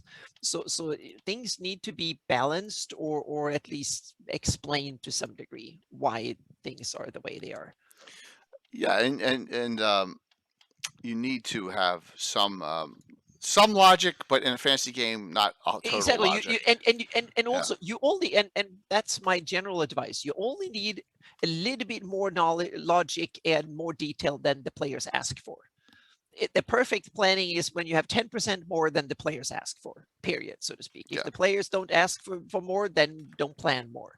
Yep. So when you get to know your players really well, you get to know their play style and their desires and stuff, and then you plan to that and a little bit more. So whatever they do and ask for, you should have a little bit extra information to give them if need be, or to have there just in case, so to speak. That is a perfectly balanced or prepped campaign. And if you can manage to do that, then please tell me how you do it, because that's yeah. that's kind of, but I think that's the ultimate goal, so to speak, is to plan just a little bit more than the players need and want and desire. So, yes, the Furies are all dead, almost all of them. The ship was blown up during a live stream, Patrick, before you were even, I think, watching. So, Okay. yeah, in Harby, I was part of the Michael Yep. Baton, Judge Alita Wars, going back. Yeah, they were mostly, it was an Yeah. NPC group. So, excuse me. I have this pickup because another thing to develop a long-term plot line is you can have your adventuring groups of your characters meet other adventuring groups, and you can create your own, or you can find them in published source. So an example of a published source adventure group, Out of Slavers, is this group that's outside of watching Elrid, if I recall, in Fallowfield. Fina Kella and Atanamase, a priestess of Kellenin and a priest of Merlin in their invention group. It's all written up already, kind of cool. Yeah. And you can take them and you can use them and you can have them work together. You can have them take missions from them, and you can have them create a base of operations together. So there's another way you can take published Greyhawk Yeah. sources and intertwine it into a long-term plot for you. So Yeah. Jay, have you ever had two groups of players playing in the same campaign, yes, independent of each other? same adventure. Uh-huh. So Okay. yeah, exactly. So gosh, let me see. I'm gonna see if I can pop this up in 10 seconds here. Because I'm getting into that Oh situation. yes. I'm going to introduce a second group of players into my Shieldland Oh, campaign, independent of the first group. I'm gonna do one that is Yeah. published source that everyone should remember. Well, you may not, because you may not have ever run this. But I gotta find it here because Yeah. I'm sorry, I put oh you on the spot here, no, but absolutely. Here we go. that was one of the questions I was That one's, okay. you can't read that one too. Well, let me do this Yeah. one. This one should be high resolution. There you go. Expeditions to the Ruins of Greyhawk.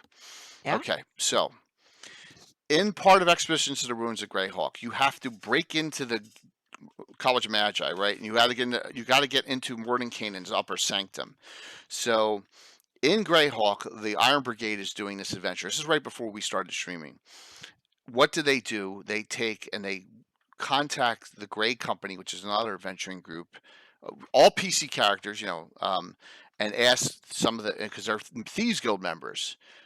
So unfortunately, Bill's not on right now. Bill's character Galena and a couple others go on this adventure with the Iron Brigade members. So two different groups merge together to break into the college, Yeah. get up to the sanctum, and get what they need in Mordenkainen's sanctum. I think it's chapter 4 of this, and it was cool because we had crossovers.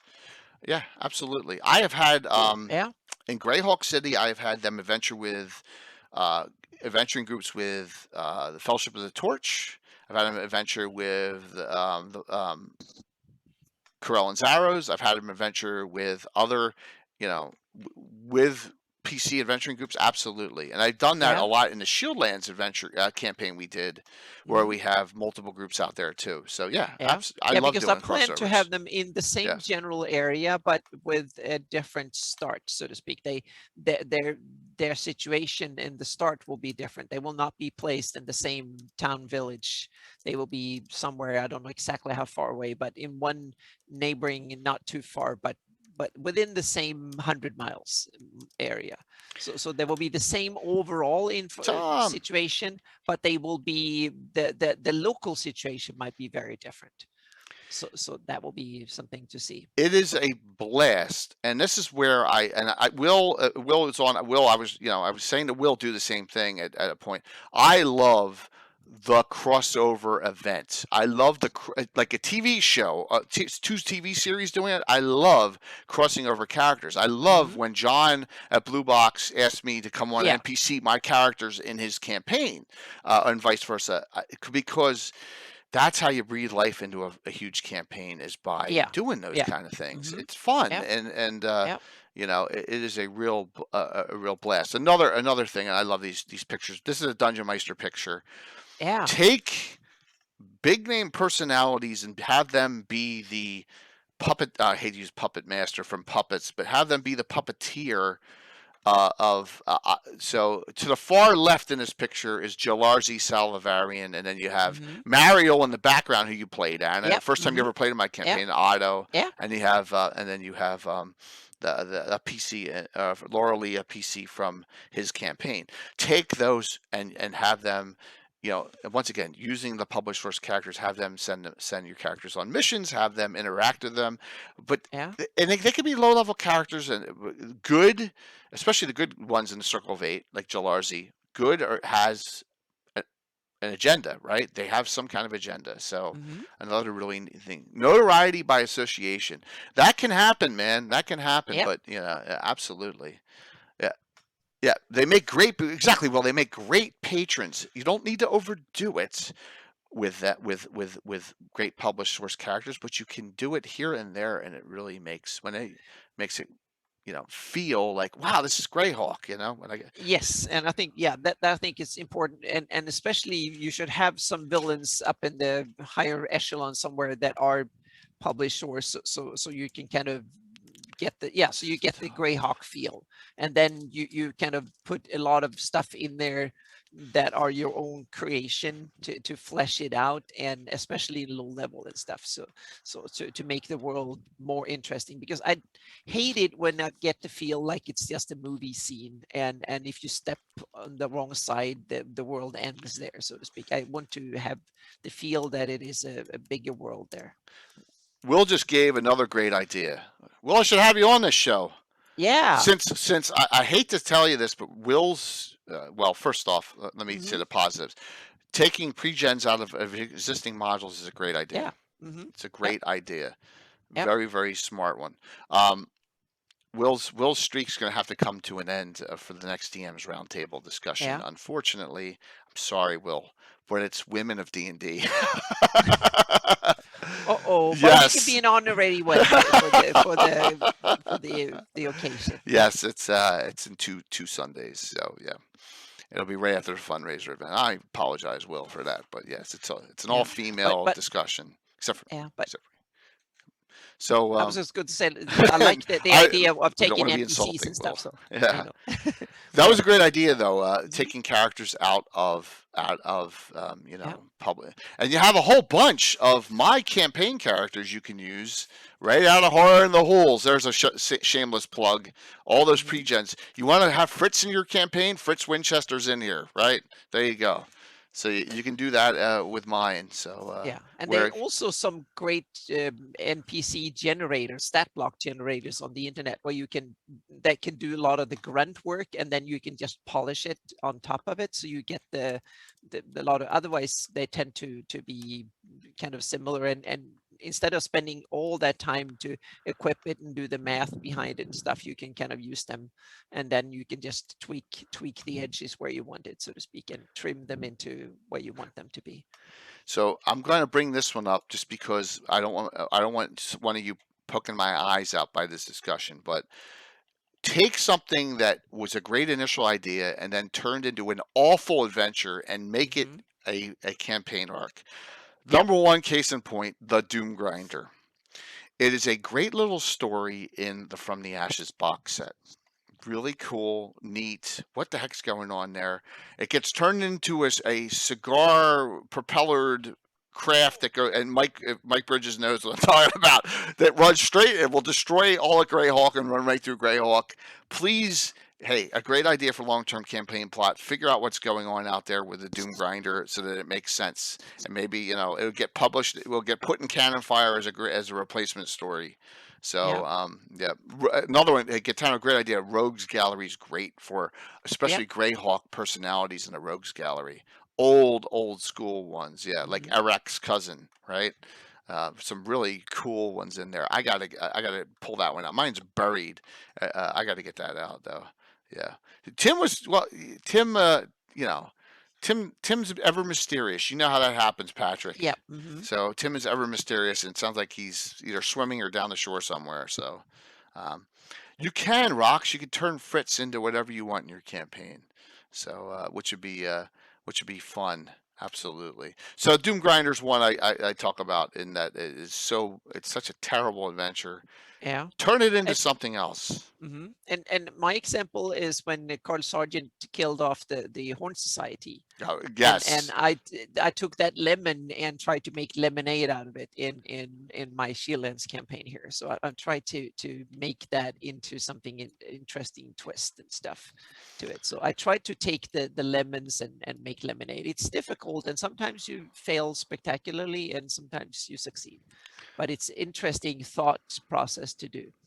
So, um, and I think you did a very good job at it because I'm not a fan of what happened with the Horn Society at all, and I've kind of Yeah, I let it played it into lie. the dark side of dark faith and the dark druids and Flan and all that, so to speak. I took the deviltry out of them and made them back into the Well, I always thought they were in the humans. role. Yeah. I never thought they were devil. I thought they were more in the Exactly. role worshippers. Exactly. I took that exactly. I took that too, and I made that into Old Flan, and then I tied it into Ayus and the whole shebang, and that's one of the basis for this campaign. So, Greyhawk Bard, I have every Necromancer games published, every single one of them. They're awesome, fantastic. Love all their adventures. Love them. I was thinking about running Hall of the Rainbow Mage and trying to incorporate that in probably in 2022. I'm working on putting that into because a Rainbow Yeah. Mage could be a quasi elementalist in my game. All right, so here comes a long-term plot idea. This kind of sounds um, Bilbo in the Ring deal. Okay, so Yeah. during End of the the world thing. yeah, well, during the Mongrels of the Putrid Tongue adventure series back with the Iron Brigade, and Bill's not on now to defend himself. His yeah, Laren Carr's also involved in Loco. I love the whole story. Um, his character Salen, his cleric necromancer, in a little pool of water in a side room in sand, found a crown, the crown of Ruggiero Bloodmoon, which I've talked about before. In fact, the tongue was the that Eric Mona's character Vanerian Vord stole was his tongue. Same mega character, kind of like a Tulsa Doom kind. He had this crown for 15 years. He never put it on. He actually had the Night Watch Guild and Greyhawk hide it from him because he was tempted to wear it. Well, finally, in a long-term plot line over years, he got more gem sockets for it and filled it out. And yeah, Bill's character would take pieces, well, like when someone would get an arm cut off or a leg, and he'd take the pieces of those characters because he was, that was Bill doing that. So it walked right into my hands.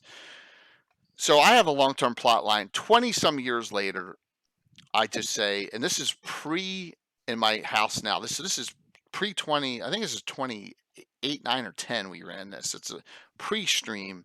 I ran what was called Salen Made Me Do It, and so Salen finally gets a hold of the crown and dons it, and becomes, after all these years of holding on to this thing, and becomes this megalomaniac trying to take over the world.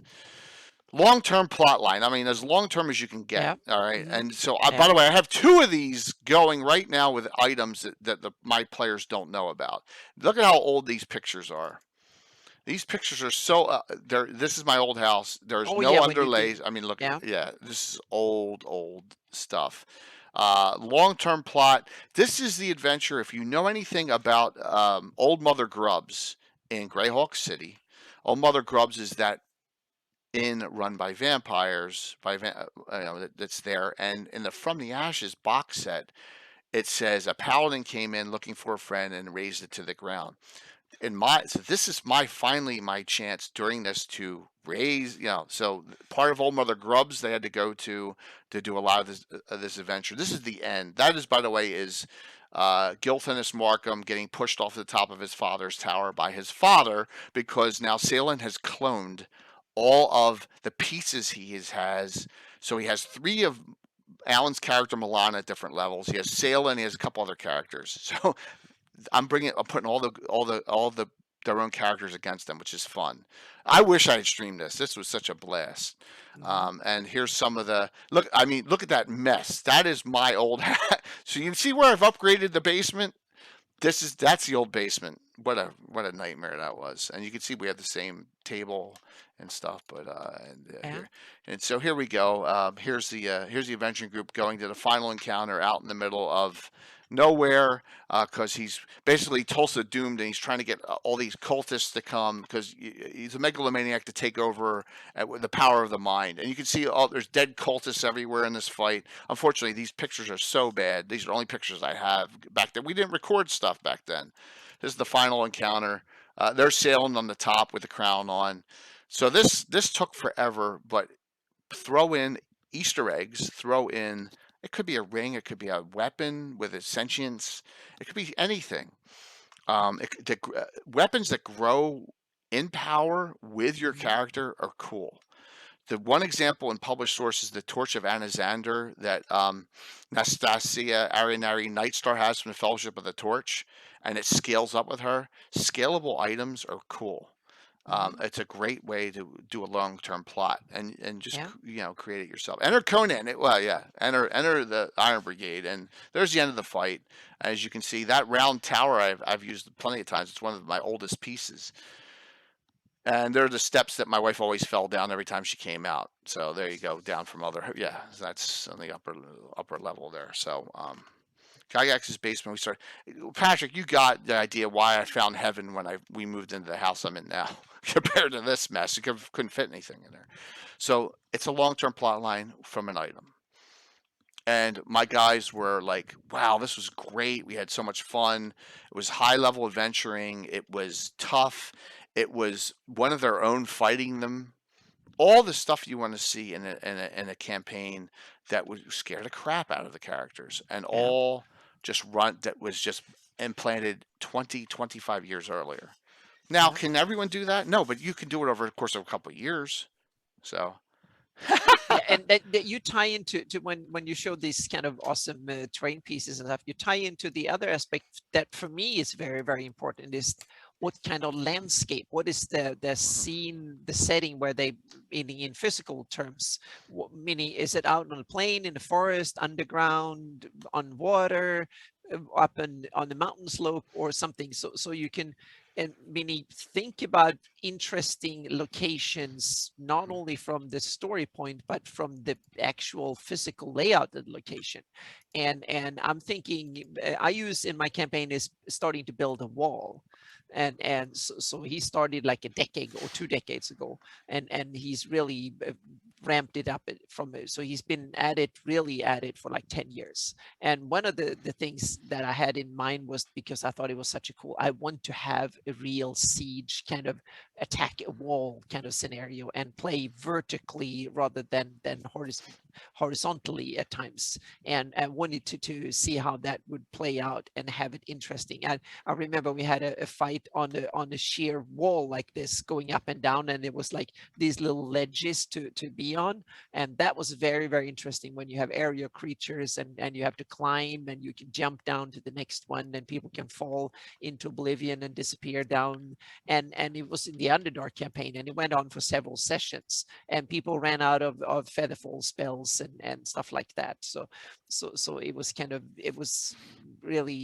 interesting. And the few that have featherfall rings or whatever it was, they kind of had a tendency of falling down, and then they it's a disappeared long fall, from the other. short fall.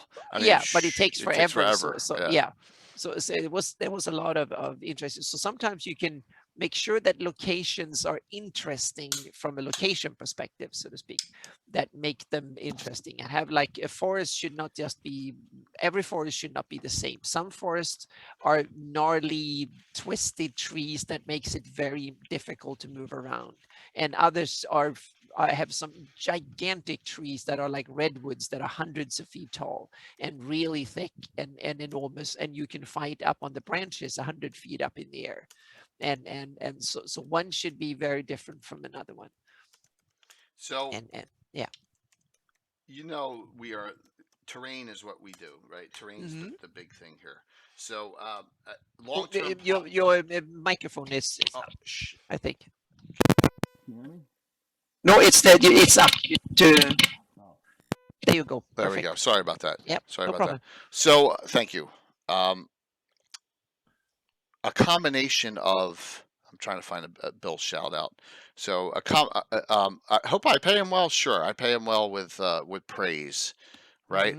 So take and I've been reading the Gore books, take a location or take stuff out of that or out of from the ashes or out of Living Greyhawk. You know, if you're a Living Greyhawk player or weren't a Living Greyhawk player, but you like something they did or something that the Paizo did, like Savage Tide or Age of Worms, take it and then embellish it and advance on it. So this piece, when I saw this piece, I'm like, I gotta have this for Strandkeep Castle. I have to have this piece because the Strandkeep Castle fight goes on, but then it never says really what happens beyond that, right? You know, the Prince of Ulix takes it over and all, but obviously Living Greyhawk has them invading in and all. In my game, that never happened, so I have it as ruins. So we're going to start this Thursday, and and we're going to run multiple adventures there. I think we're different levels of groups, like you said, Anna. When do you do that? And it's got plenty of locations for figures. It's plenty of locations on levels. You were talking about heights and all sorts of things. It's really brilliantly made by Jeremy from Gamescape 3D and done up. And a combination of that is now I'm going to take that area which you have on your map. Okay, and here's Anna's map, and you can see where Anna's placed Strandkeep Castle, not far from my Watcher's Towers there, and that is in the Pomars. So I'm going to finally. It's been on the map for years. I'm going to develop it and use it in the Pomars. So it's a combination of Anna's placement of Strandkeep Castle from the Gord books, and then me developing the storyline behind what's going to happen there. You know, coming up. And then you have now a wonderful model of it. So yeah, exactly. Yeah. And I'm going to use that. I'm not going to just use that for there when we do the next part of what we did Thursday night with Mike Disney, the Ruin Keep for his dwarven, his dwarven ancestors. I'm going to use that same one because it's so awesome. I got to use it a second time. Yeah, but yeah, definitely. I want to get as much use. That thing, it took. Can you rearrange things? Is it modular or is it one piece? There's layers. There's actually underground layers in here. Yeah, so you can make different versions, diffent castles out of the same set. I can make some changes to it along with adornments and all, but yeah, it's that would be hard to move stuff, move layers and levels around. But there's other things we can do to it to change it up a little bit. Yeah. So hey, Rob, good to see you. So this is Strandkeep Castle. Just note once again. I'm taking a published source from Gord books into my campaign and tying it into what's going on in my Order of Ulic borderline campaign with the first Ulic Pathfinders. Once again, I like doing that, and you know whether something changes slightly from. I think that's the way you should do it. Yeah, I think that's the way you should do it. You should be inspired by published sources and other things, and then you should make your own version of it and tie it into your things. So make it yours. Well, Baker, you're going to see over, and we go back and forth. So we're not going to run that straight through for 6 months. You know, we'll have different adventures here and there, because I got the fundraiser coming up in 2 weeks. So I got to get this off the table for Gargoyle, right? Coming up. Oh my gosh. So, but that's a good twist. That's a good twist. Instead of having the characters storming the castle, they could be the one being given it, and then they have to defend it. So it's ruined. So you're gonna have to see on that one. I already got. You'll see the twists and turns on that starting on Thursday. So, but note that's another suggestion is, and whether you're playing in VTT or you're playing Theater of the Mind, you can do that with locations that are in Greyhawk. You know, there's plenty of ruins all over the place that you can do the ruins, the Trachea, the Sus Forest ruins. You can do Mara Castle. You know, even the ruins to Greyhawk, right? Castle Greyhawk.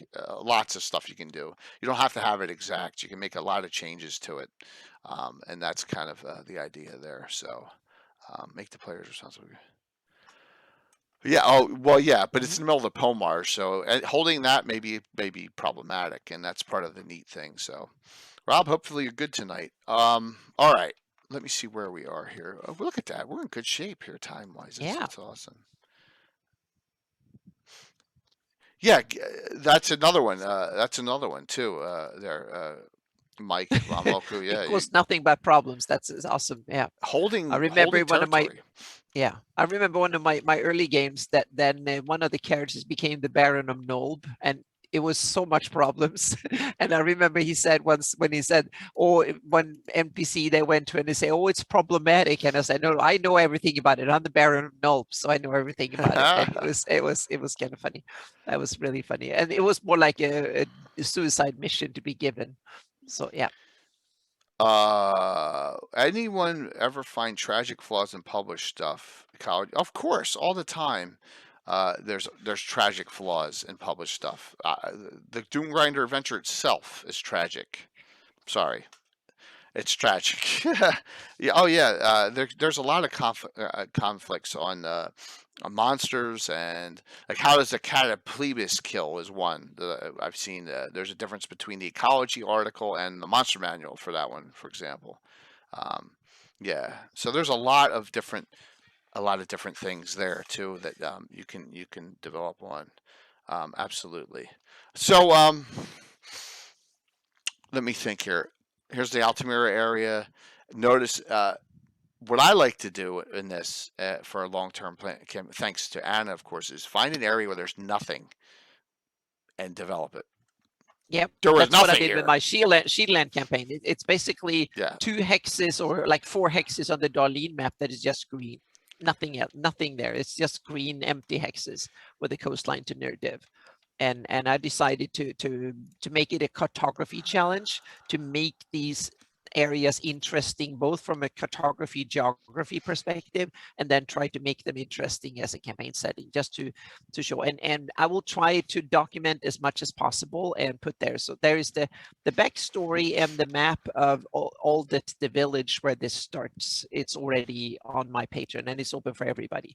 So they will be posted awesome. on my website later too. And so as the adventure goes forward, so new locations will come for my patrons. There's a post where I describe how I'm actually developing a lot of the area locations around it. So there are towns, villages, keeps, and roads and stuff like that. So that's the next coming. So yeah. And you don't have to. You don't have to. I've been trying to find a place to do that with a city and dungeon in the area. So many places to choose. Yeah. There are so many places to choose from, and so the number one issue that a lot of people seem to have is, well, it's twofold. They don't want to tread on canon, right? That seems to be it. And then there's too many open spots in Greyhawk to make a decision. But I say, Yeah. just go for it. What's the worst thing that can happen? You just you finish up that arc and you just move on somewhere else. It's not a big deal. I mean, we've had that happen before.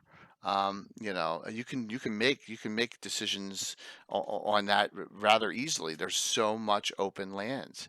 You can Furyundi is Valuna. What the heck goes on in Valuna? Not Yeah. much. Nyrond, both Ernsts. There's plenty of room. Yeah. The Iron League locations. So Yeah, but that's a bit the same type of problem with the players need railroading, but as a Yeah.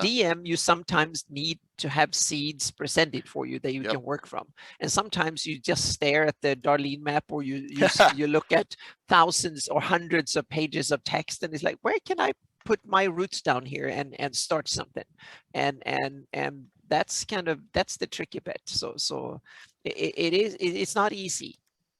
But it can be very rewarding to develop your own little nook of Greyhawk. And then you publish it in the community and people will love it.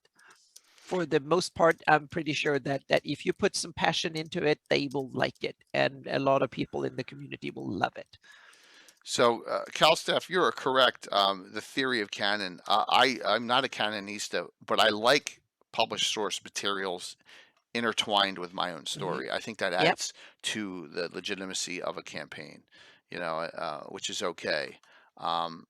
You have some things that are cool when you add in characters from certain events and characters from certain publications. I used to take square miles from filmmaking. So thanks, Patrick, for doing that. So, Anna, what other suggestions do you have before I? Well, first I want to say that the Gaetano had a really good one, meaning take the square miles of the realm and find a comparable size in the real world to get the idea of space. And I think that depends on your play style. If you are very seat here's by the seat of your pants. You don't think, meaning if you want to have a forest there, you just place a forest there if the story needs it. But if you're like me, you want to have a physical, almost like a real world location to think about, and the landscape dictates the story and not vice versa. And both approach is work, so to speak. They have drawbacks and you back and forth. So I try to, and I don't want to steal a real world location. I take inspiration from them. So I develop that's how I got into cartography, to kind of have the canvas. So I know where the trees are and where the roads are and where the hills are and the bogs and the swamps and whatever the locations are. So I can come up with interesting places for bandits to hide out and ambushes to be made and where and stuff like that. So it's kind of, but you can do the other way around. You can simply say, well, I need a village and I need a forest and I need a lake and I need a road that goes from next to the lake to that, between the forest and the lake to the village. And then I have this ambush scene that I want to start with. Then do that, so to speak. So it's just work on your strengths, so to speak, and work out the area you want. But to me, it's like to get a sense of the geography is that physical canvas is very, very important for me.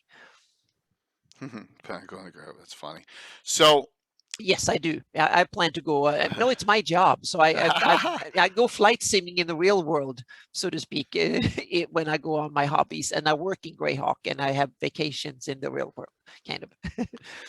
So another great thing, and I get my stones busted all the time, is create generational characters and create family trees. That is cool. Yeah. Thank you. This is the Winchester family tree at up to date. So this, as you can see the joke in it. If you see Charles and Emerson, you should get it. At that point, this goes back, way back. But the dates are all there: dates of birth, marriages, next generations. So the X next to their character means they're deceased currently in the game, and we only tease you about the unpleasant families. So, yeah. So note that this goes back to pre me logging adventures.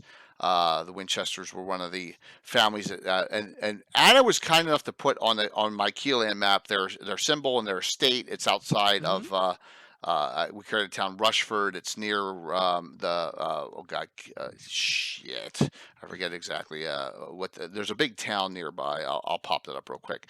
But so I'm doing this with another one. I'm doing this with the Rothschilds, and I'm doing this for the Greyhawk All Stars.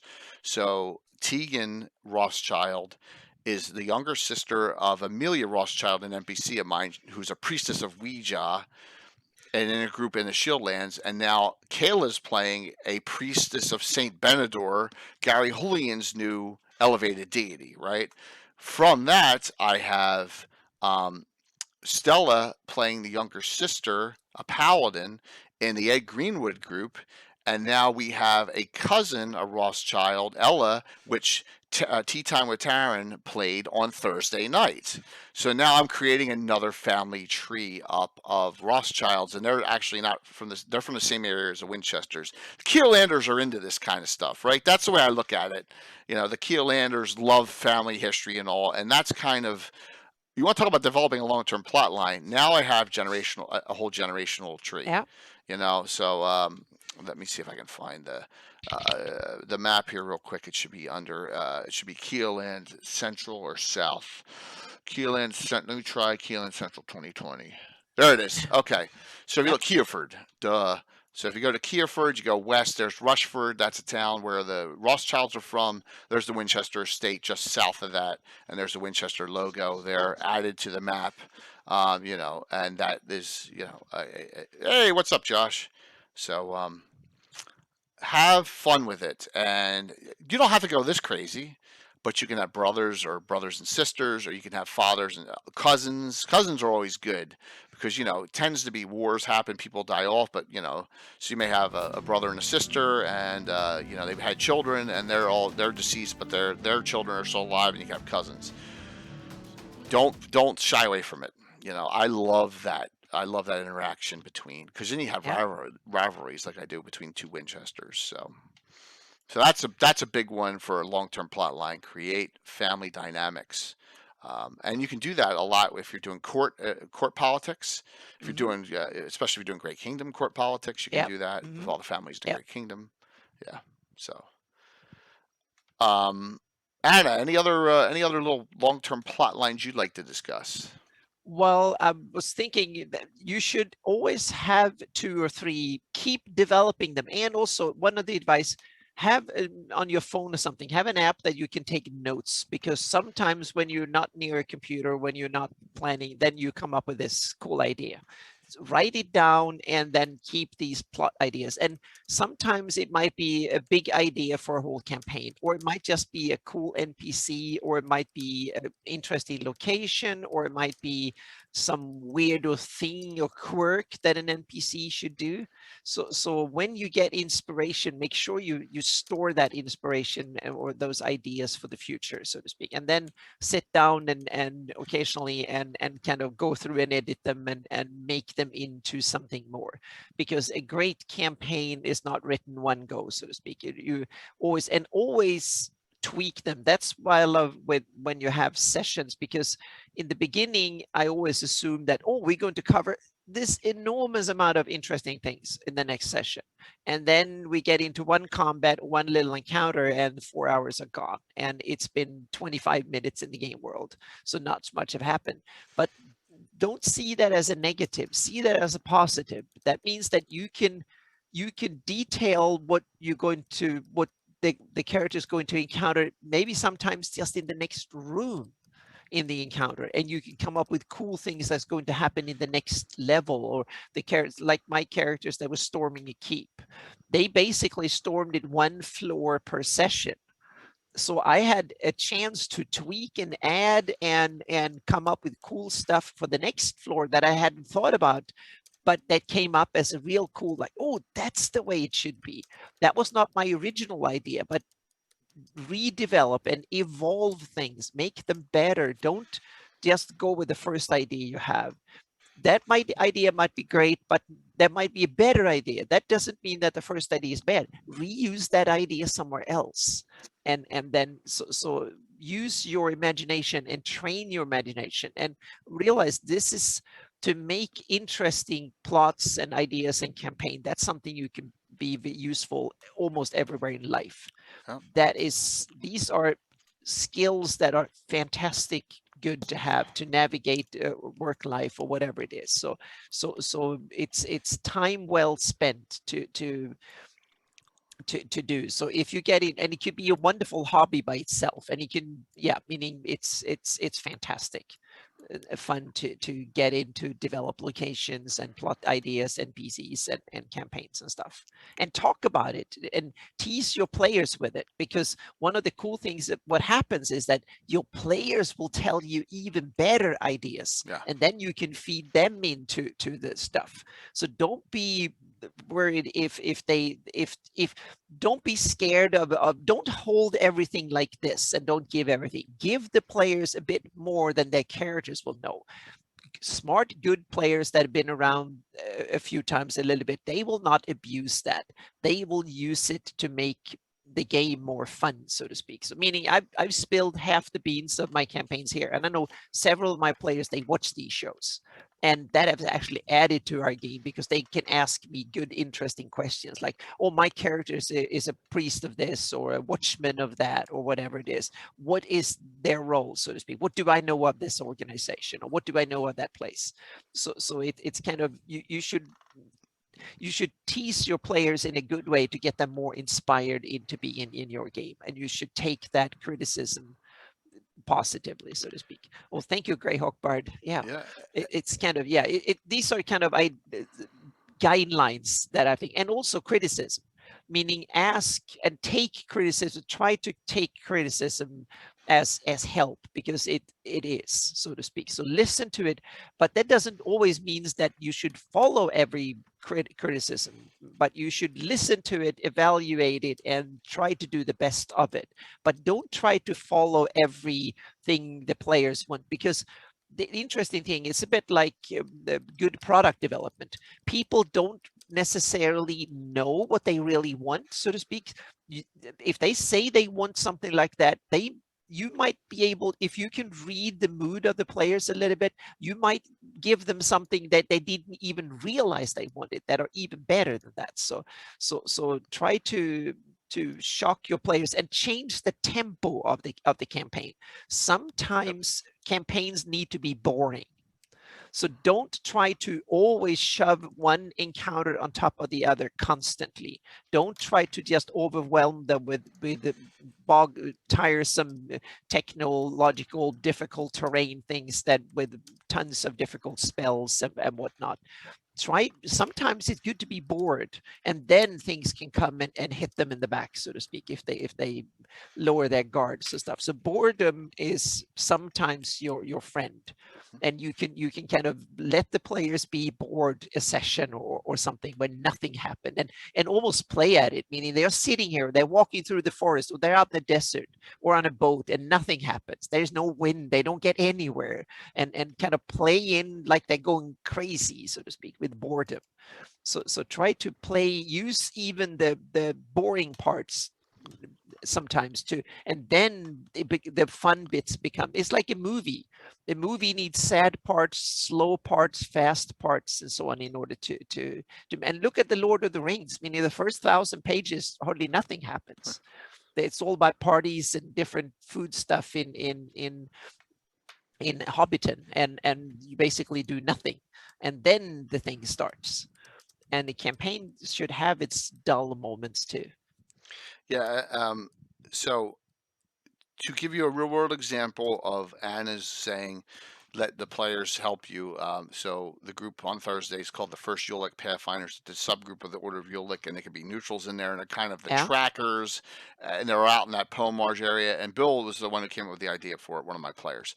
So yes, that's a real world example of something that's incorporated in, but that the player came up with the idea for. And that's what you want them. You want them entertained. You want them to be vested in what you're doing. Yeah. And don't take the advice right away. If the players come up with like, oh, I think that bad is going to happen, don't let that bad happen just like that, because then you stole the idea. You need to tie it into, and that's why you should also plant a lot of hooks that you don't use right away, because then you can reel them in later if need be, so to speak. So always plant 2 or 3 times more hooks and details than needed, because that way you can seem like the overarching scheming DM way more than you are, so to speak. That's the key bit. Great advice, and hopefully you guys and gals had a very interesting discussion tonight on this. Yeah, I hope we burned through the 2 hours. Okay, good. Yeah, I hope we were not too no, we're good. Lingering on stuff, but that was kind of ideas and stuff. Yeah, this is awesome. So thank you. Note that we have a busy week. So this is supposed to be yesterday, Sunday. So we still have 4 more streams this week. So it's going to be a busy, and next week 5. Yes, I think 5 next week. So why don't we talk about what's going on, Anna? What's up in your world here, and then we'll do the giveaways, and we're going to raid probably into Lawful Stupid RPG. Yeah, so I've actually taken a weekend off from map making mostly, and I've actually ran a good session 14 in my campaign on Sunday yesterday. And that so I haven't mapped that much. I've a lot of plans and stuff. So things are coming, and I've, instead of me working actively, I've had my secondary computer done a lot of rendering. So I've caught up on rendering a lot of the stuff that I need for my Shieldland map. So I've rendered basically 1,500 square miles or something like that now. So I have that ready so I can just sit and work in Photoshop and do it. So that is underway, so to speak. So and I've also done research and talked to a couple of my friends who are into biology and geology and stuff and oceanography to get the Ice Age Earth set up and the polar ice caps, and that got got me into, because one of my friends, she Lisa, she is working on she's studying whales at the moment. So she had all these kind of interesting how different whale species were related back in time, over time, and that got me so inspired. So I got on a rant and started doing these kind of trees, how different humans and humanoids and various other things are related, and how different types of dragons are related to different things. So we'll see if that is something that might be of interest to others. So one way or the other, they're going to be published, and others can see if I'm complete bonkers, but make these kind of associations and stuff. And there will be blog posts now going on Patreon. The next one will be texturing and the various locations in my Shieldlands, how I developed them and how I've done the handiwork of taking them into Photoshop and stuff. And then it will lead out to the post-processing, meaning the final polished version. We're getting close to that, so to speak. And the results are, yeah, they're breathtakingly cool. So they will be, even I am kind of blown away how cool they are. So they're coming. And there is also a secret project that I'm working on that I will have on the next fantasy mapping show. I will have a first concept, and that is coming, yeah, hopefully, yeah, it's coming up within a week or so.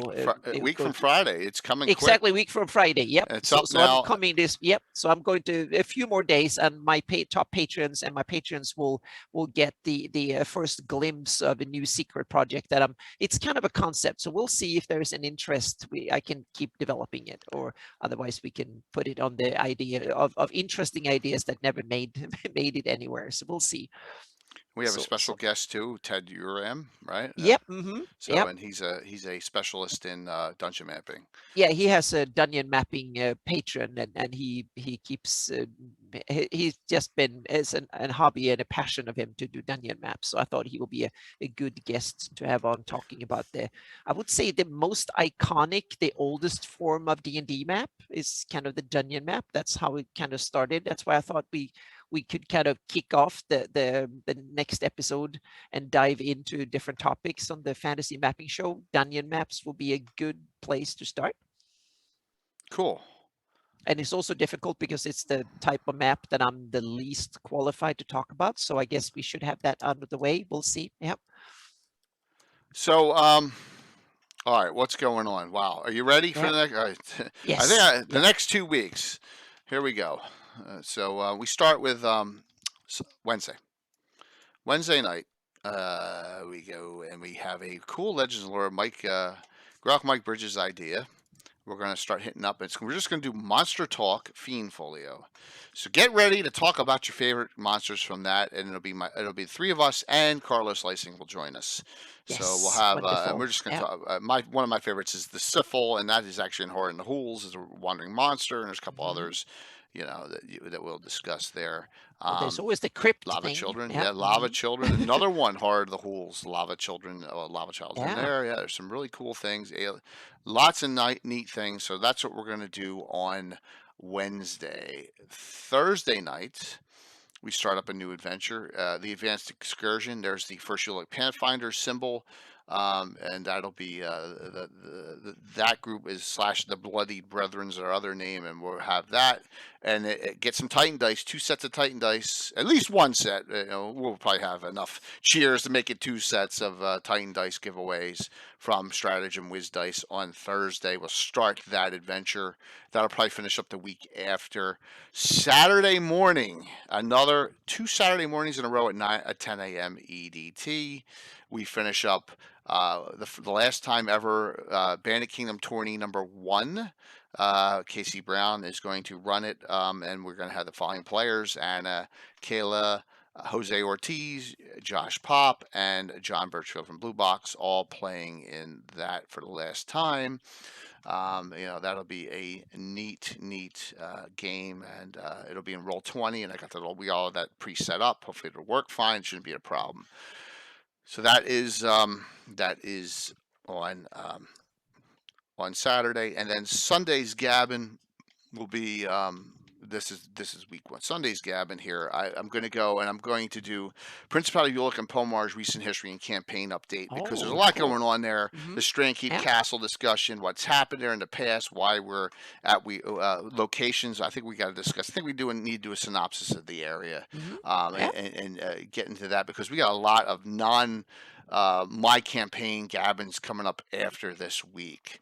So if we go, and then we're going to jump ahead a little Yeah, bit. this one was a little bit, but it was not. It was more about handiwork rather than the Specifics, campaign yeah, stuff. yeah. This one, So it's that one good. will be a specific Hmm. one which we haven't done in a while. But Yeah. so if we start, we have the fantasy mapping. All right. So next week we have a Legends of Lore Wednesday, My Game Thursday, fantasy mapping show Friday. Right. This is next week. After that, Saturday is the fundraiser, the Not Spectacular Old School Adventure fundraiser, and that has we know of Eric Mona, James Jacobs, Anna, and Stella Luna playing in my finale, and I may have one or two other people as well in that. John at Blue Box is going to run. He's not running puppets, even though I have that up here.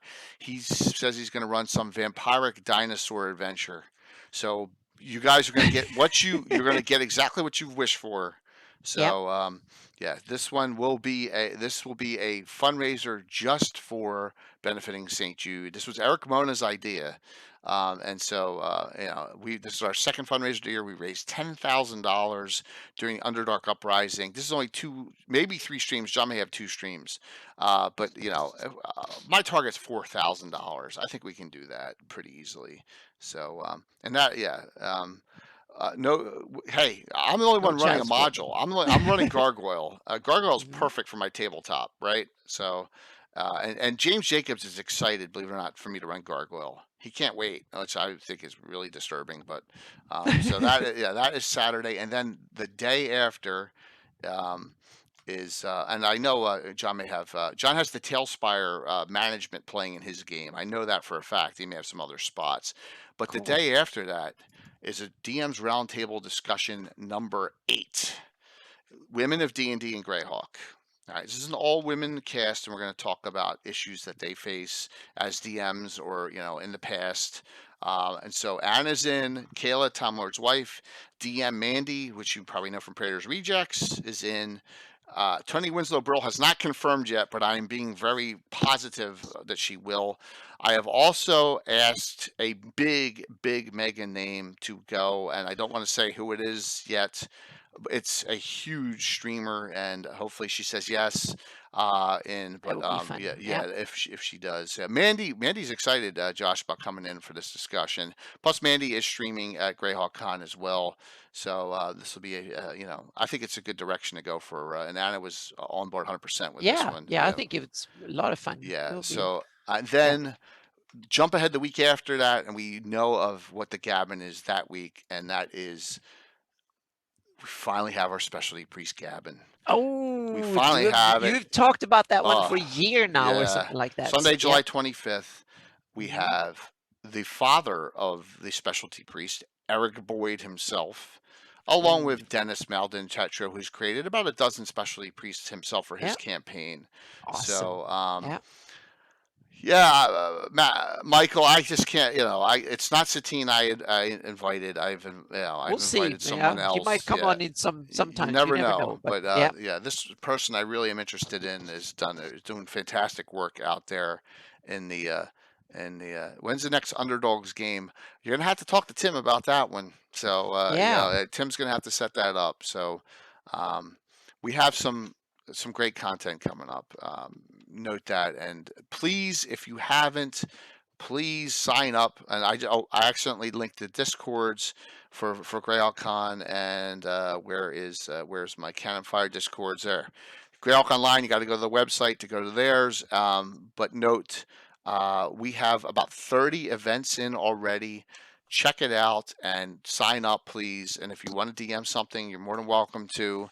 All you need to know is put down as long as it's in Greyhawk, we're fine with it. It can be any edition, But it's going to be a blast. Absolutely, I love the Siege of Westkeep that you guys are going to do. That's going to be an awesome. Every Yeah. stream has open signups required. Every single one.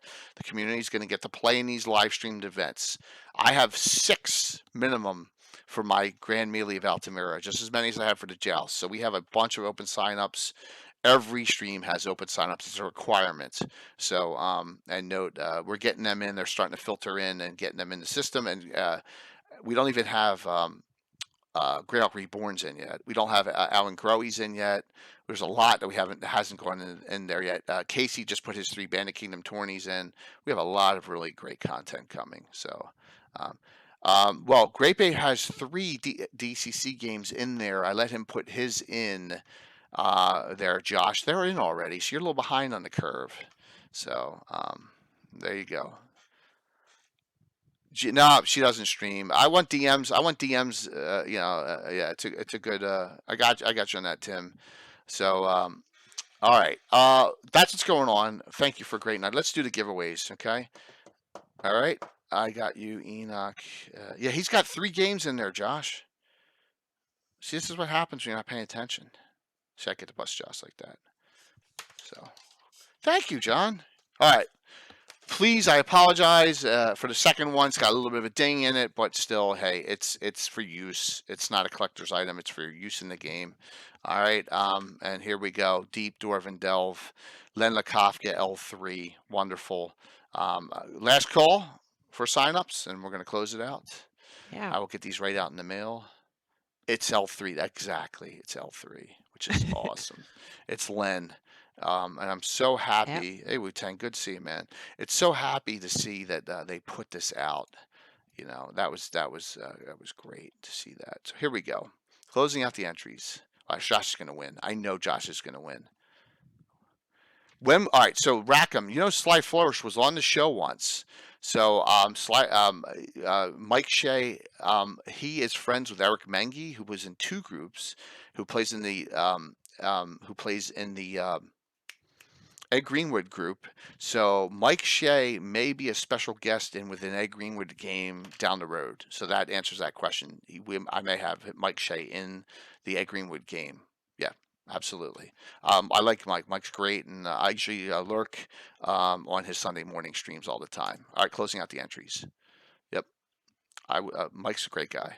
Here we go. First winner. Tino.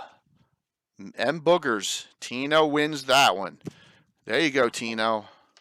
Awesome. Yeah. Second winner. Yes.